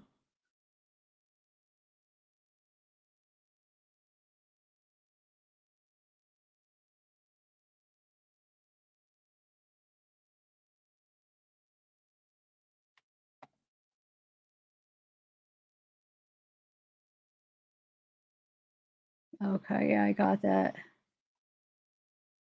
Thanks, Tammy. What do you do in bouncy castles? I'm not, Jacob, I'm not sure what your point is about bouncy castles. Are you just trying to distract me? Ew, bouncy houses. What?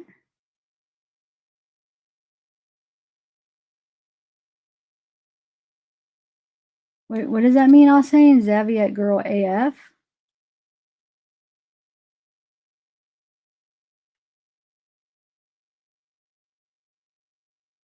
Yeah, I mean that's, but I didn't know if we could actually hear it.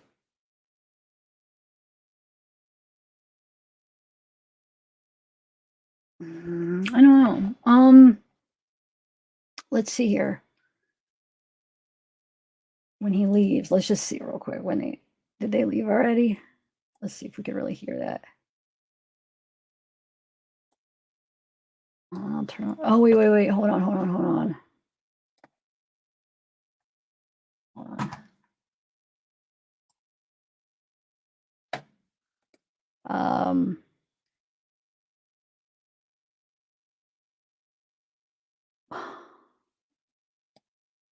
Let's just see if we could hear him say my jacket. About his jacket. Real quick. I know. Oh, wait. I almost forgot real quick, guys. Hold on a second. I have the video of the Jack Showalker wrestling. Hold on.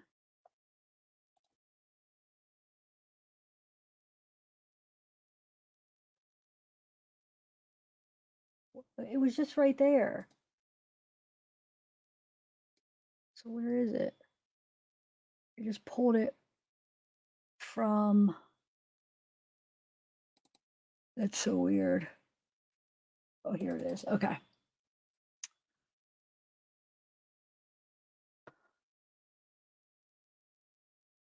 Okay.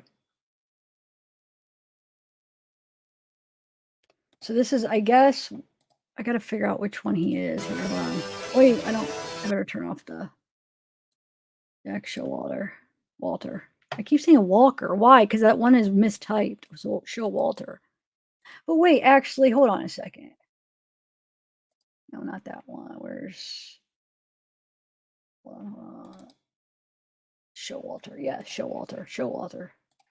The other one spells it wrong and it's getting me confused. Okay. So let's see here.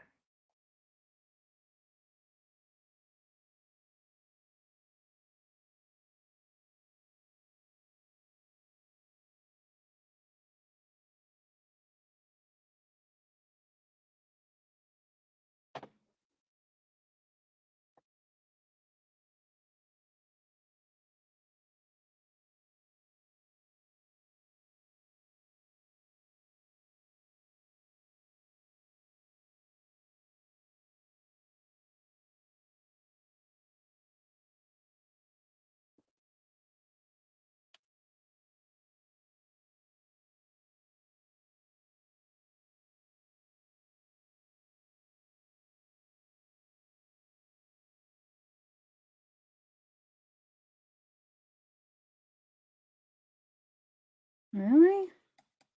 Oh. I just wanted to find him though.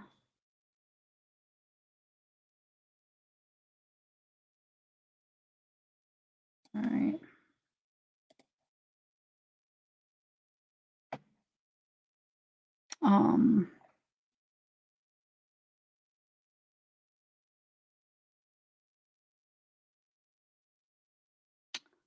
Well, guys, I had like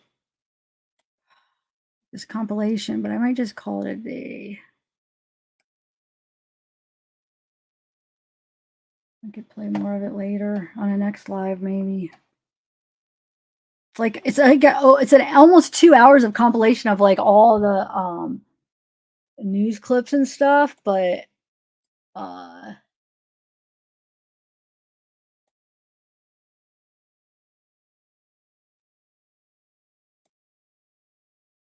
don't feel like doing it right now. Jake is short for Jake. Yeah, it is. Yeah, it is.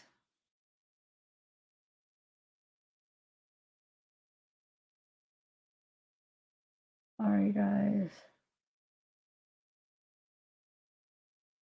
Oh, thanks.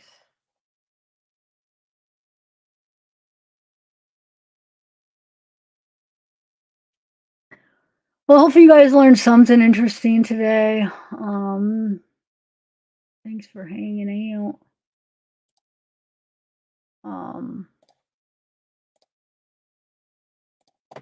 Like I said, maybe you know what I should do? Maybe make like a pre-recorded of all my combined news clips of it. You think people would watch it? No, I'm not losing interest in true crime. What? Why you say that? Oh, does it seem like it? I've already been on almost 3.5 hours. What my issue is I'm not able to do like sometimes like the long lives. I have to really keep up the, like I started off and now I'm like almost going into 4 hours, so, oh, thanks, Sonny. No, I'm not losing interest at all. Aw, now you're gonna make me feel bad. No, I haven't, Ashley. No. Yeah, because a lot of people would just do like an hour or 2 live streams. I'm already going on 4 hours, so, I hope you guys didn't feel that way the full time. Just one of those days. Oh, thanks, Griffin.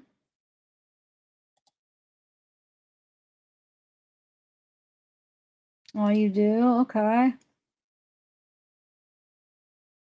I don't know, horror gal.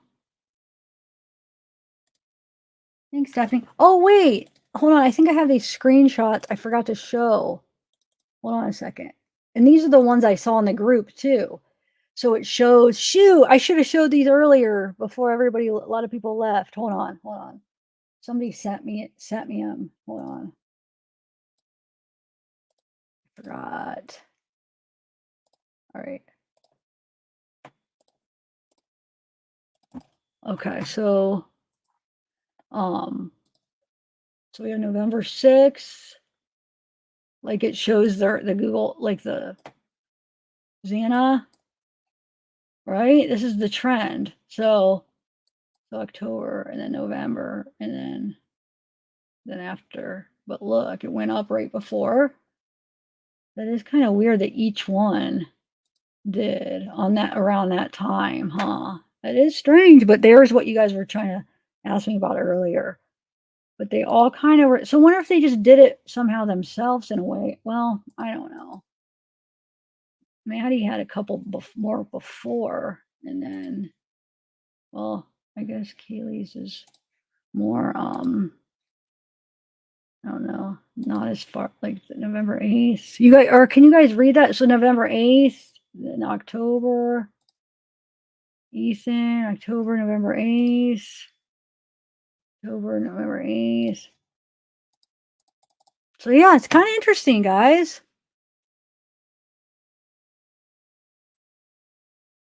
With that, I don't know what that means, but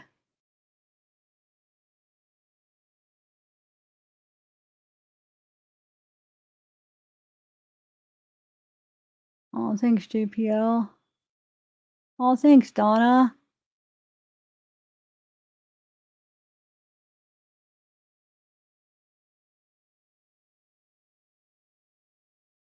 Hey, K Pisces, where have you been?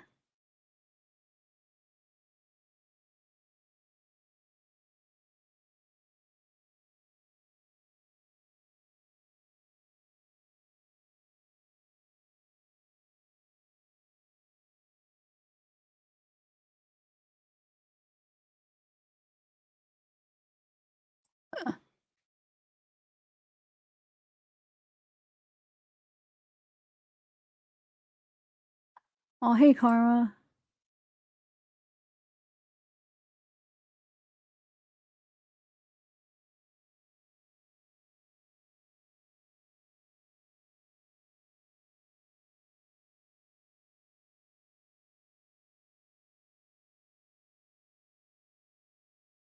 All right, bye, guys.